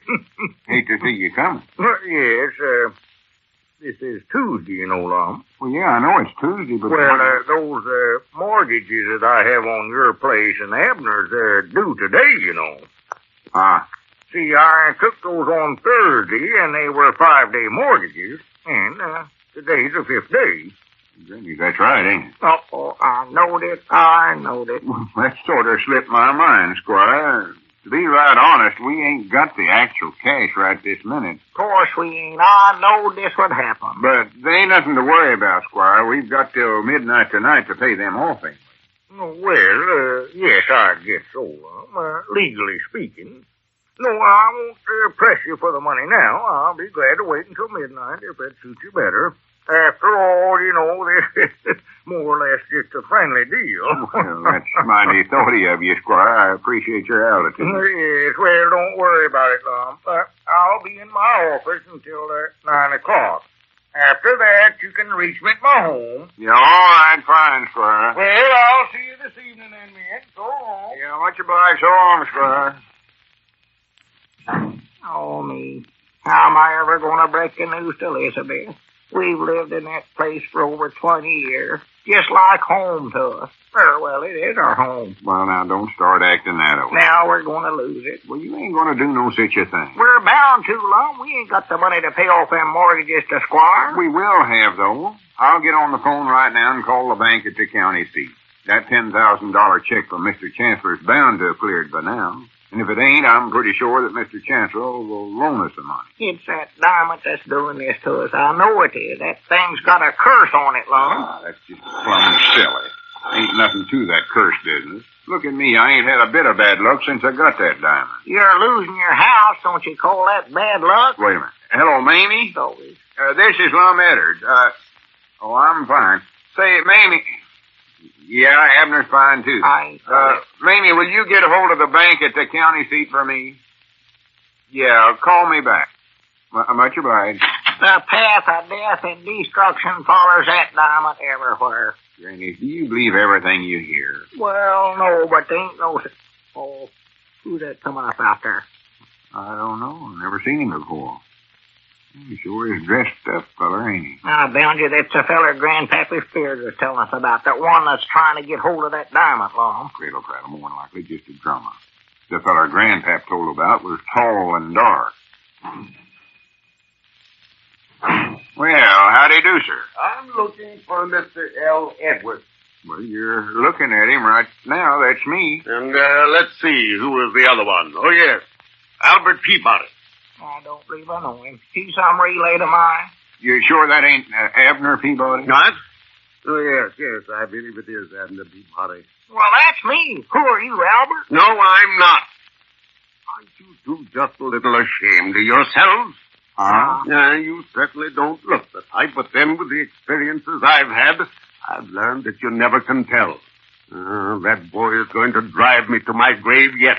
Wait a minute. What's this all about? Just who are you? Oh, excuse me. I'm W.J. Chancellor.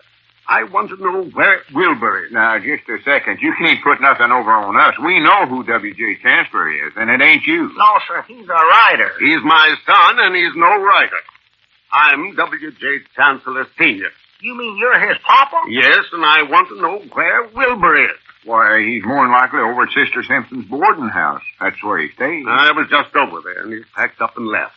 He has? Yes. Looks like I've missed him again. Long as he can't leave yet, he ain't finished writing that play about us. No, he's worked up to the play by now, huh? Yeah, all about me and Abner here being trapped in the mine. Now, he's gotten past the magazine article and book stage then, huh?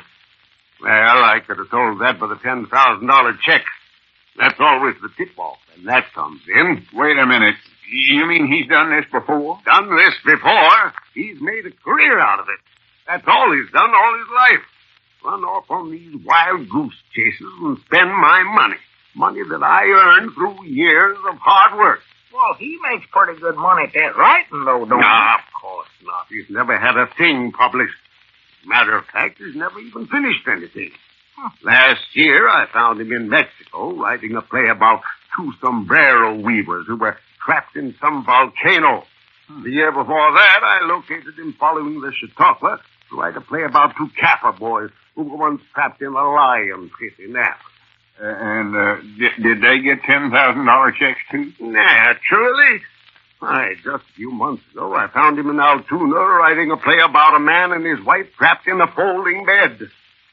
Did they get a check, too? Yeah, the usual $10,000. And those poor devils had been silly enough to borrow some money on the strength of that check before they found out that it was no good. No good? Why, of course not. I'm not a fool enough to put money like that into Wilbur's account. I just let him have enough to keep him from starving. I've given the bank instructions to honor $200 or $300 checks, nothing higher. Oh. Well, as long as the boy's not here, I'd better be on my way. No telling where he's headed for this time. Well, I'm sorry if he's caused you any inconvenience. Oh, not at all, not at all. Now, the next time, don't try to take advantage of anybody. That don't beat the bugs of fighting. Now we're in first. Does that mean we ain't going to get the money on that $10,000 check, Lum? Of course it does. Oh, my goodness, and we got to have that money for Squire Skimp by 12 o'clock tonight. It's that diamond that's doing this. I know it is, Lum. Whatever it is, we're sure in a bad spot right now. Better get the phone there, Hebden. I believe that was our ring. Oh, it's that diamond. Hello. Huh? Oh, yeah, well, Mimi, never mind. I call the bank now. No, you better get hold of the poorhouse.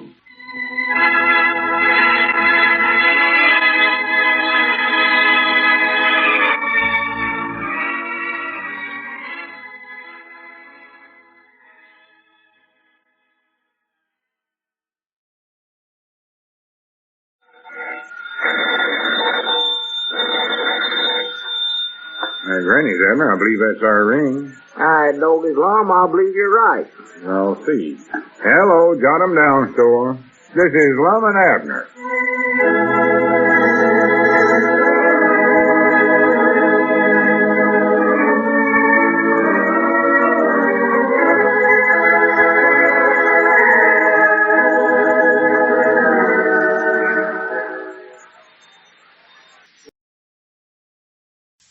And now let's see what's going on down in Pine Ridge. Well, yesterday, Mr. Chancellor's father suddenly appeared and upset Lum and Abner by telling them that his son merely labored under the delusion that he was a famous writer. The Chancellor would never finish the play he had started about them, and furthermore, that the $10,000 check given them was worthless. Well, this left the old fellows in a fairly embarrassing spot, inasmuch as the mortgages, which Squire Skimp now holds on their houses, became due last night at 12. As we look in on the little community today, we find Lum and Abner in their jot-em-down store, trying to solve their knotty financial problem. Listen. Well, Lum, the only thing I can see to do is to sell that diamond. We could get enough out of that to pay the mortgages on our house and the store both. I can't do that, though, Abner. I got that diamond to give to Miss Emmeline for an engagement ring, and Granny's, I'm going to do it. Yeah, well, what are we going to do, Lum? The mortgages was up at 12 o'clock last night. Doggers by rights, we're homeless right now. Orphans. Little orphan Abner, little orphan Lum, little orphan Elizabeth. Stop talking that way. I talked Squire out of foreclosing last night and giving us until this morning, so I think we ought to be able to figure something else out now. I don't know what good that done, Lum. It's morning. We ain't got no more money than we had last night. No, but it give us a place to sleep last night. Well, tonight's the night I'm worried about. I told you we oughtn't to mortgage everything we got, Lum. Well, I never figured we was in no danger. We had a $10,000 check to go on.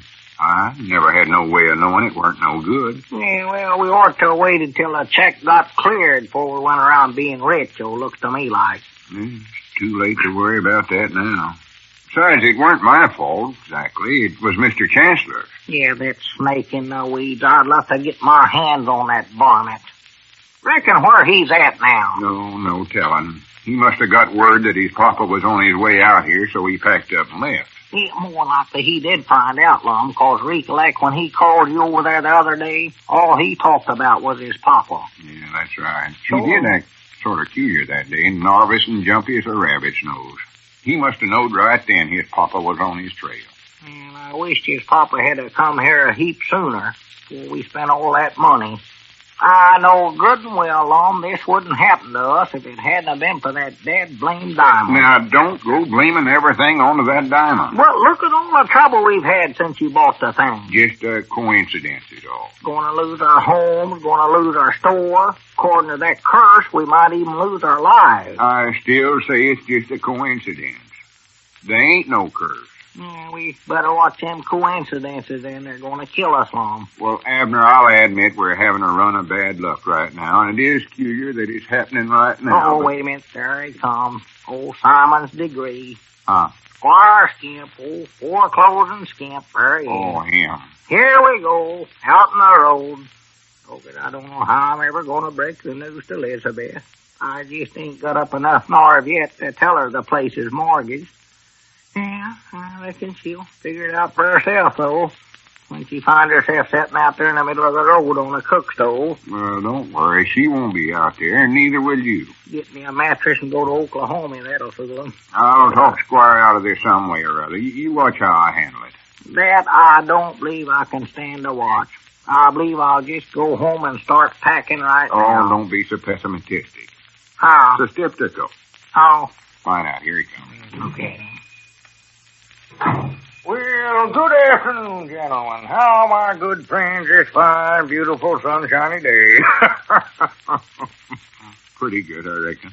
Yeah, they say it's nice weather for getting throwed out. What's that, Abner? What'd you say? Yeah, he never said nothing, Squire. Won't you sit down and make yourself comfort? Oh, yes, thank you, Lum. I don't mind if I do, yes. Well, I reckon we may as well get right down to business and talk about them mortgages. Talk about... Oh, yes, the mortgages. Yes, it completely slipped my mind, Lum. Yeah, well, I practically forgot about it, too. Wish I could forget about it. Yeah, I suppose you want to talk about that, what is it you call that? Foreclose, I believe it's called. Yes, I believe that's the name that it goes by, Lum, yes. What in the world's the matter with you fellers? That ain't a hard word to recollect. Hey, shut that. Well, Squire, it just so happens, what with one thing and another, that both me and Abner are a little short. You look just as tall to me as you ever did, Lum. I mean, finance speaking. Broke? Yeah.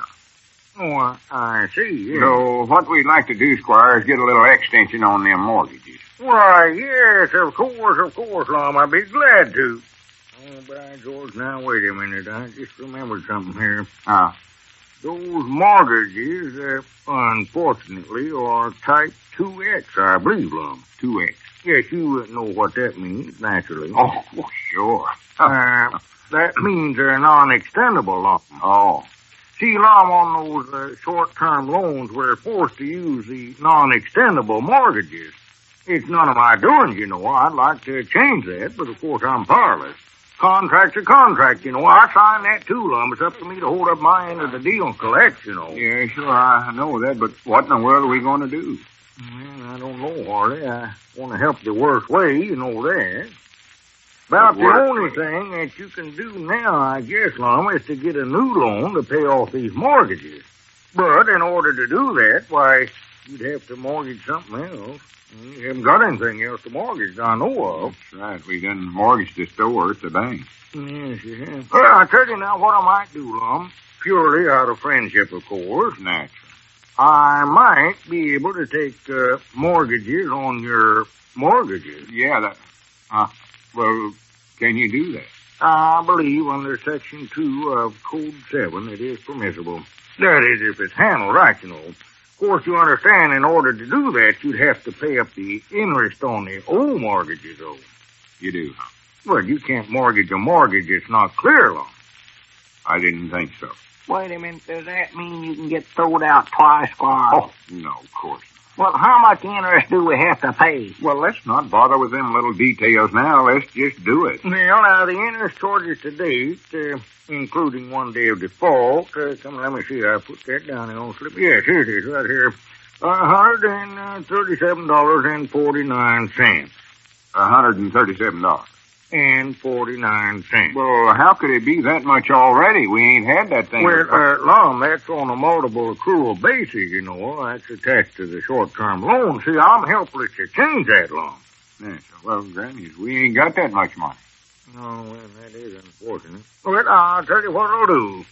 Maybe I can make a concession here. I hate to see you lose your home, there. Yeah, I do, too. Figure hard there, Squire. Well, I hear now this might do it, just thinking here. Lum, why don't you just sign a note for the amount of the original non-extendable mortgages, and then I'll accept that. And then replace those with longer-term extendable type mortgages. Aye, Granny, now you're talking, Squire. Yeah. Make out the note. I'll sign it first. You're fine, Brown. I got one right here in my briefcase. I believe I generally carry one or two blanks with me here. Well, good. Now, let me look through here. I know there was some way out of this. Yeah, what about that $137 in, Squire? Well, in view of your circumstances, I'm willing to waive that temporarily. It's a letter from a friend of mine, Santa Barbara, after contractor. Here's a blank right here, Lum, right here. Did you say waive something, Squire? You can't waive it till you get it, and we ain't got it to give to you to waive or nothing else. He means we won't have to pay it now. See, we're getting everything straightened out and it ain't costing us a cent. There you are, Squire, all signed. And I'm sure much obliged to you. Well, that's all right, Lum. I'm just happy to be of some service to you. Practical saved our lives is what you done. Well, that's what a friend's for, Lum. Friends stand by each other. Well, I'll see you later, man. So long. Yeah, you bet. So long, Squire, old boy. So long. Granny, now how do you feel, Edna? I don't know. You notice how I handled that? I told you wouldn't lose your home. Oh, doggy, that isn't really. I didn't think we'd have that much good luck with that diamond around here. Well, I told you all along that diamond... Well, for pity's sakes, look at Grandpap rushing over this way. Huh? Well, Lommy, he ain't moved that fast in 20 years. Look at him. Hey, I've been robbed, fellas. I've been robbed. Robbed? Yes, sir. What'd they take, Grandpap? Well, as near as we can figure out, why, nothing. Well, that's nothing. Well, how do you know you've been robbed? Oh, 'cause when me and Charity come home from visiting last night, somebody'd been through everything we got. Drawers all pulled out and gone through, belongings strode all over the house, rugs peeled back. I tell you, it'd been ransacked from one end to the other. Oh, my. Well, who do you think done it? I don't know. Reckon it was that varmint that come in the store here last week and accused me of having that Kunlun diamond. Uh-oh. What makes you think that? 'Cause I found this note laying on the dining room table. Look here. Yeah, what note? What is it, Grandpa? Let me see that. What is it, Long? It says, we know it is in your possession. Relinquish it now before death overtakes you.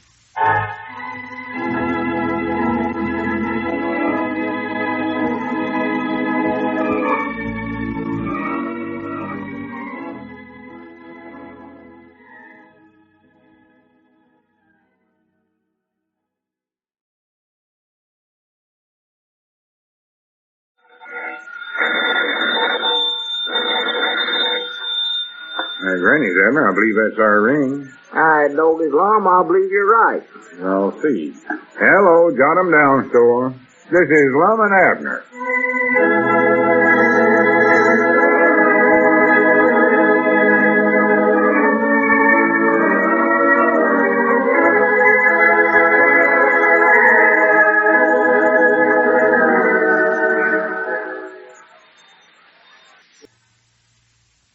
And now let's see what's going on down in Pine Ridge. Well, Grandpappy Spears' house was broken into the other night, everything turned over, but nothing was missing. A note was left saying, "We know you are in possession of it. Relinquish it before death overtakes you."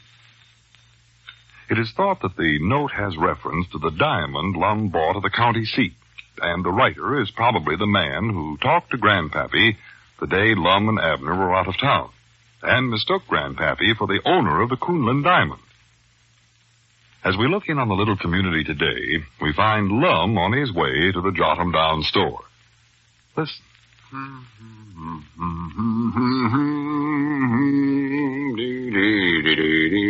Morning, Ulysses. Morning, Lum. How's everything with you this morning, Ulysses? Okay, Lum. Hey,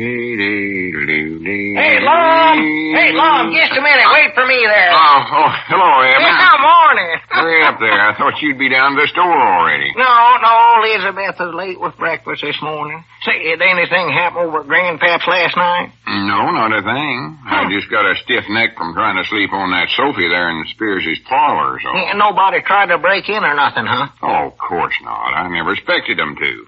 I still say it was a waste of time to spend the night over there. Well, Grandpap wanted somebody over there, and I thought we oughtn't to take a chance on Grandpap getting killed or something. Well, I don't think nobody's actually going to kill Grandpap. No, that note said something like that was going to happen to him. Said you better give up the diamond before death happened to him. It never said diamond in there. The note just said relinquish it. And that it might mean most anything. Well, it must be the diamond. That peculiar feller come in the store here when we was gone, he accused Grandpap of having that Kunlun diamond and wanted it back. Yeah, but we ain't got no proof that was the same feller that ransacked Grandpap's house the other night. I'll bet anything I've got it was, though. I don't know. I think you're worrying too much about this, Abner. You dad blame right I'm worried, and I'll tell you why. That feller tried to break into our house last night. Into your house? Yes, sir. Are you sure about that? Just as sure as I am that I'm walking along this street here. Well, wait a minute. How you know it was him? I know it was. Well, you don't even know what he looks like. You've never saw him. Yeah, but that's right, ain't it? Why, sure. Well, I think it was him, all. Leastways, it was somebody I know, Lum. Long about, 2 o'clock, I reckon it was. Elizabeth woke me up and said she thought something was prowling around the house there. Wanted me to get up and look, natural. And did you? Well, not right away. There's no sense in getting out of a warm bed and taking a chance on getting a pneumonia unless you're sure about something like that, Lum. So I just sort of laid there for 25 or 30 minutes, I reckon, listening. And sure enough, sounded just like somebody was tampering with the window, trying to get it open. So then you went down and looked, huh? Well, not right away. See, I wasn't sure just which window it was. It sounded like the parlor window over on the north side of the house, but I couldn't be sure. And Elizabeth was jawing at me so much, telling me to get out of bed, I couldn't hear nothing no ways. Well, what'd you do then? Well, I just laid real still so that I could fool whoever it was, you know. Not let him know I was actually awake. And then pretty soon that noise changed. Sounded like he's working on the kitchen window. So right then I just started figuring on a plan to trap him. That was a good idea. Yeah. What kind of a plan did you figure out? Well, I don't know. However, I got it worked out good while Elizabeth come back and started jawing at me again. Come back? Where'd she been? Oh, she went downstairs and taken the broom and scared him away. Just ruined my whole plan. You mean you never once got out of bed? Well, what would you use when you got a woman like Elizabeth around to mix everything up? Dog, there's just nothing else you can do. Well, if you want my honest opinions, I think you just imagined the whole thing. More than likely heard the wind rattling the window. No, sir, now, Lum. Elizabeth swears up and down she's seen somebody run away from her. Well, she more likely just imagined she seen somebody. When Elizabeth says she sees something, Lum, she sees it. Well, I think both of you are just kind of nervous and uneasy on account of the Spears' place being broke into. And under them conditions, it's easy to for the imagine. land sakes. What's that Cedric doing? Cedric? Yeah, look at him. Standing there staring up into that tree there like he's in a trance. Looks like he's got something treed up there. Yeah. Look there, he's holding a pencil and paper there like he's getting ready to write something down. Now, what's that boy up to? Looks like he was frozen. Hey, Cedric! Mom! What are you doing? Howdy, Mr. Abner. Don't go on. You fellers sure scared me. What in the world are you doing standing there like that anyway? Oh, I'm waiting for a bud to bust open. Well, I'm doing my homework. We're supposed to draw a picture of a little bud busting opening for school. Nature study. Oh, I see. Well, Boy, quick as one opens up, I'm ready for it. how long have you been standing there, Cedric? Oh, not long. Couple hours is all. Got up at 5 o'clock this morning. Well, if I was you, I don't believe I'd wait there no longer, Cedric. That tree's been dead for 5 years. Mom? I believe you better try that than across the street. Yeah, that one looks like it's got a lot of buds on it. Oh, much obliged. Man, don't mention it. That boy. Come on, Abner. We got to get the store opened up. We're 15 minutes late already. Yeah, all right. I'm hurrying. You got your key, Abner? Oh, Granny. We got to fix that loose board in that porch step there. Oh, you hurt yourself, huh? No. Skinned my shin a little. I've been laying off to fix that for years now. Yeah. Somebody's going to get hurt on that one of these days, I'm feared. Yeah, hurry up and get that door unlocked. Well, I'm hurrying. This padlock don't work as good as it used to. Here, now I got it, I believe. Yeah, we're going to have to get a new one someday. Go on in. Now, what do you know? Look, Lum. Nobody's been in here. Well, of course not. What did you expect? I don't know. I was just short. That feller broke in here during the night and ransacked everything. Granny, you got breaking in on the brain. Is that all you can think about? It is with that feller in town. Well, we don't even know he's in town. Fact is, I don't believe he is. Lum, something peculiar's going on around here. I know that. And I believe we better hide that diamond in a better place than it's in now, long as you won't agree to sell it. Well, I think you're right about that.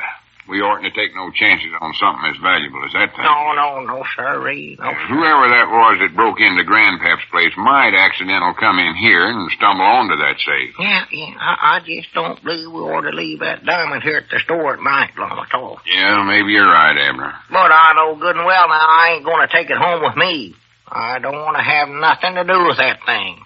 Don't want to sleep in the same house with something that's got a curse on it. Oh, prattle. Special not with that feller sneaking around my house at night. All right, I'll take it home with me tonight. With you? Well, you sure you ought to do that, Lum? I don't want nothing to happen to you neither. Well, in the first place, even if that feller was in town, he wouldn't never think of breaking in my place because he thinks Grandpappy Spears is me. And in the second place, I don't think he's even in town in the first place. So, you see, I can't possibly be in no danger.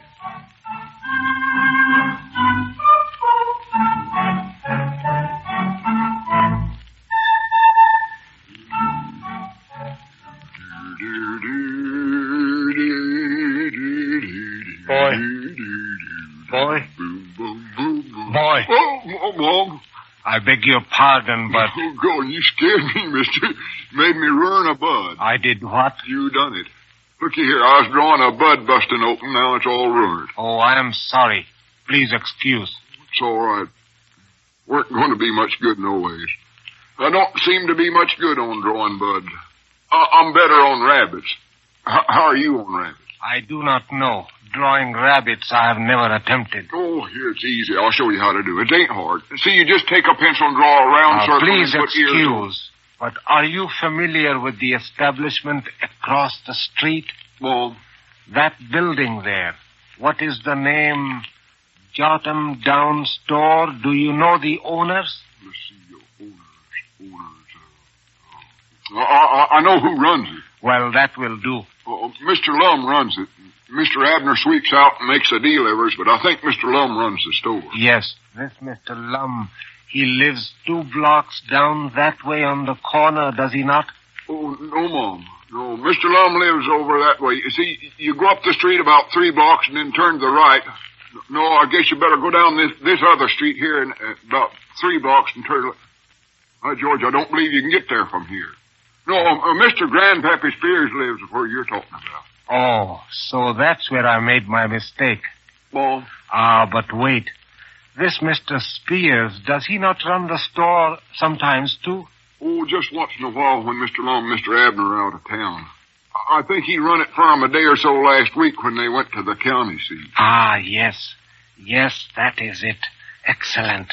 That's now good. Tell me, do you know if this Mr. Lum owns a diamond? Diamond? Oh, Mama, I don't know where he does or not. I recollect hearing him say he wanted to buy one, though, to give to Miss Emmeline Platt for an engagement ring. See, him and her's going to get engaged. Thank you. She's our school teacher over there. That is enough. Good day. Well, wait a minute. Don't you want me to show you how to draw a rabbit? Just No, make a circle thank and you. put 2 ears on. No, thank you. I have much more important work to attend to. And this time I shall not fail.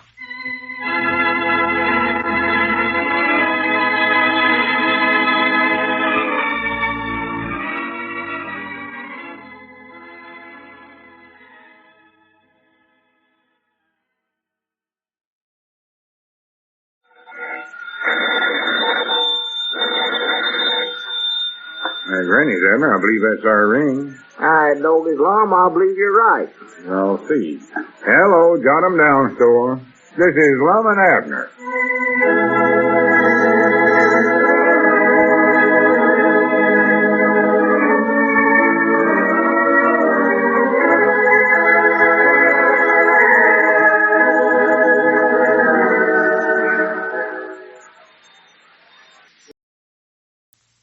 And now let's see what's going on down in Pine Ridge. Well, Lum decided the other day that the safest thing to do with the Kunlun diamond was take it home with him at night. He felt this because even if there was someone trying to get the jewel, he was evidently under the impression that it was Grandpappy Spears who was in possession of it. However, an ominous-sounding stranger learned from Cedric Weehunt certain facts which made him realize he was on the wrong track. As we look in on the little community today, we find Abner in the Jot 'em Down store bandaging Lum's foot. Listen. Oh, well, don't get them bandages so tight on there, Abner. Well, you don't want it to keep slipping off, do you? No, but the way you got it fixed, the bandage hurts worse than the bruise does. All right, just a minute. I'll loosen it up. Yeah, it's better. Yeah, is that all right? Now put my bedroom slipper on over the bandage and I'll be all right. Yeah, all right. Well, stick your toe down in there. Yeah. How'd you say you hurt your foot, Lum? Rocking chair fell on it. Well, that's rocking chair. How could a rocking chair fall on you? Well, I was trying to set it up on top of the shipper rope. For the land's sake, what you trying to set it way up there? Are you losing your mind, Lum? You're supposed to rock on the floor. I was just trying to barricade all the doors and windows in my place. I told you I done that. Oh, yeah, that's right, yeah. I ain't gonna take no chances, not when I got that diamond with me. No, you better not. Whoever that feller is, he's found out now, somebody, that it's me that owns the diamond instead of Grandpap.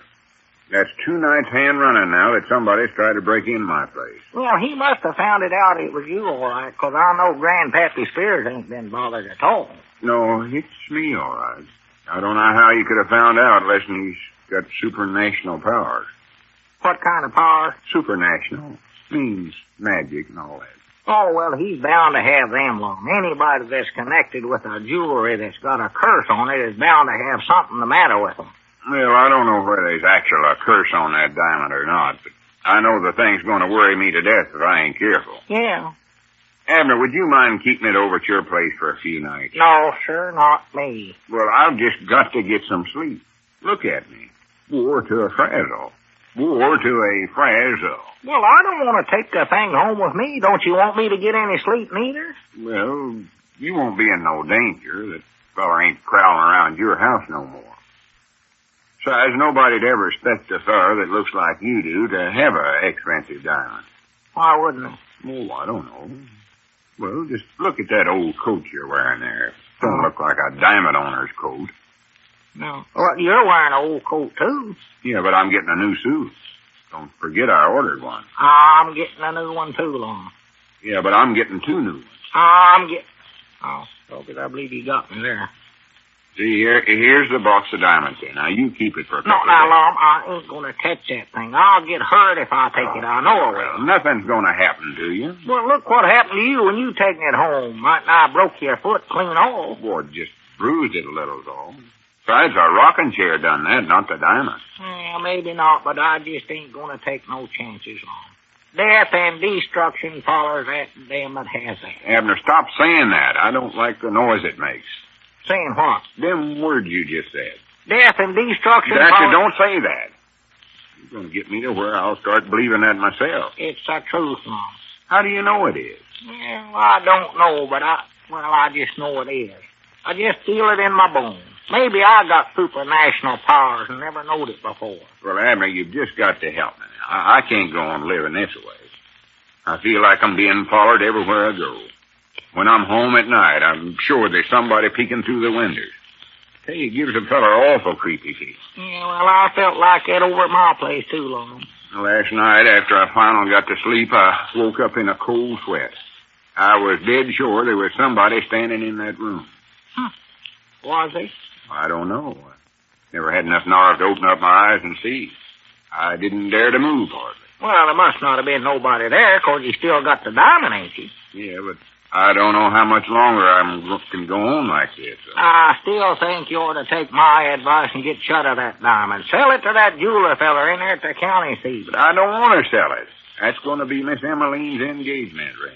Well, you surely don't want to give her something that's got a curse on it. You don't want death and don't want that stuff to follow her, do you? Well, no, of course not. That's the last thing in the world I'd want to happen to her, but I ain't sure yet that there's actually a curse on it.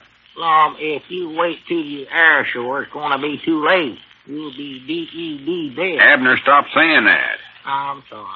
Now, look, if you'll just take the diamond home wait a minute. tonight... Somebody heading over this way. You better put that back in the safe. Who? Where? Hey, it's just Grandpappy's spirit. Don't get excited. Don't scare me like that. Better hide the diamond anyway, though. Yeah. See, I never have told Grandpap we actually have it. Didn't want to scare him when that fella started following him around. There's no need of telling him at all now. Why, no, there ain't no use in everybody losing sleep. Her doggies, now, wait a minute. Something has happened to him, too, Lum. Look how tired and wore out Grandpap looks there. He does look bad, don't he? Why, Lord, he looks worse than you do, almost. Poor old feller, look at him. Well, howdy, Grandpap. Yeah, come on in, Grandpap. What in the world's happened to you anyway? Oh, I tell you, this is going to kill me, man. I don't know how much longer I can put up with it. Uh-oh. Yeah, she affecting my woman Charity, too. Well, exactly what's happened, Grandpap?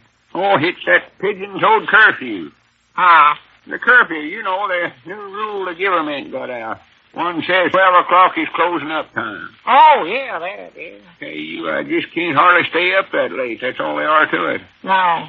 I've managed to do so every night so far, but it sure is hard on a man my age. Yeah, well, I'm glad to hear somebody else is having trouble with that, too. I'm having an awful time with it.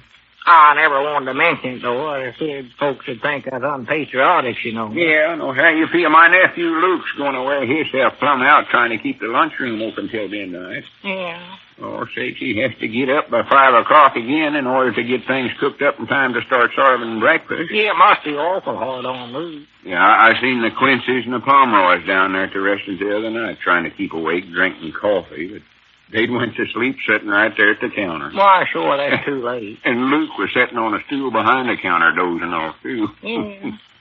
Well, I'll tell you, man, I hate to admit it, but now here's what me and Elizabeth's been doing the last couple of nights.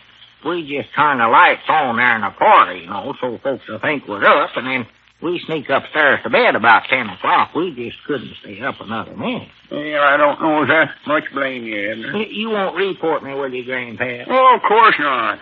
Fact is, Charity's been dropping off along about 9:30, I'd say, and I wouldn't want to report my own woman. I just hope they don't start going around checking up on us. That's all I hope. Well, I think actually it's just for restaurants and places such as that. Oh. I don't think they care if you go to bed early.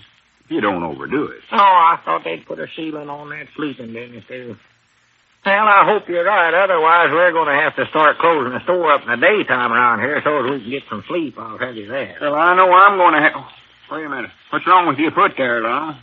What you got the pigeon-toed thing bandaged up for? Oh, nothing. Just a little accident. Rocking chair fell on him, Grandpa. Yeah. Speaking of rocking chairs, do you mind if I borrow one of yours for about a half hour or so? Borrow it? I've just got to sit down and get some sleep. That's all they are to it. Oh, no. Go ahead, Grandpa. Just don't snore so loud we can't hear the grocery orders over the telephone. Yeah, you know, that's one thing I never do is snore. Gimme, this feels good. Yes, sir. Oh, you sure look comfort sitting there. I'm a half a mind to do that myself. Reckon it'd hurt Lum by taking a little snooze. No, I don't know. We're supposed to be open for business now. Oh, well, I don't think we'll have no business right now. More likely everybody's too tired from staying up till the curfew to get up early in the morning to drop by groceries. I won't sleep more than 5 or 10 minutes or that don't bleed. Well, maybe it won't matter none. Be right honest, I'm half a notion to catch a few winks myself. Yeah. Very hardly slept for 2 nights now. Hey, look at old Grandpa. I believe he's sound asleep already. If he hadn't taken the best rocker we got in here, that's what I wish. Well, these others will get his comfort, I believe. You might stretch out on the counter there. I'm going to climb up there on this stack of overhauls, I think. Danny, it feels good. It's the first peaceful minute I've had, and I don't know how long. Sure seems nice. What was that? Sounded like the back door closed. Must have been the wind, I think. The wind couldn't have blowed it shut long because it weren't open. I know it weren't because I was back there just a minute ago. So maybe you better go look. You go look. I don't want to go look. Well, come on, we'll both go. Yeah, come on. I'll follow right behind you. No, I'd rather you go first, huh? Well, what difference does it make? Ain't nothing to be scared of. It's broad daylight. Well, let go of me then. Look at there, see? Told you it weren't nothing. Door's closed and ain't nobody in the feed room. Near as I can see. No, everything seems to.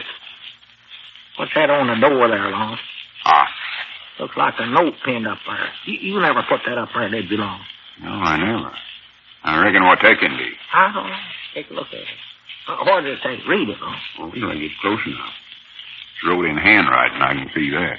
Well, what did it say? Says, be in your home at midnight tonight. Oh, I knowed it. It's them curfew fellers starting to check up on us. Curfew fellers nothing. Listen to the rest of the note. Be prepared to surrender the Kunlun diamond or suffer the fate of its curse.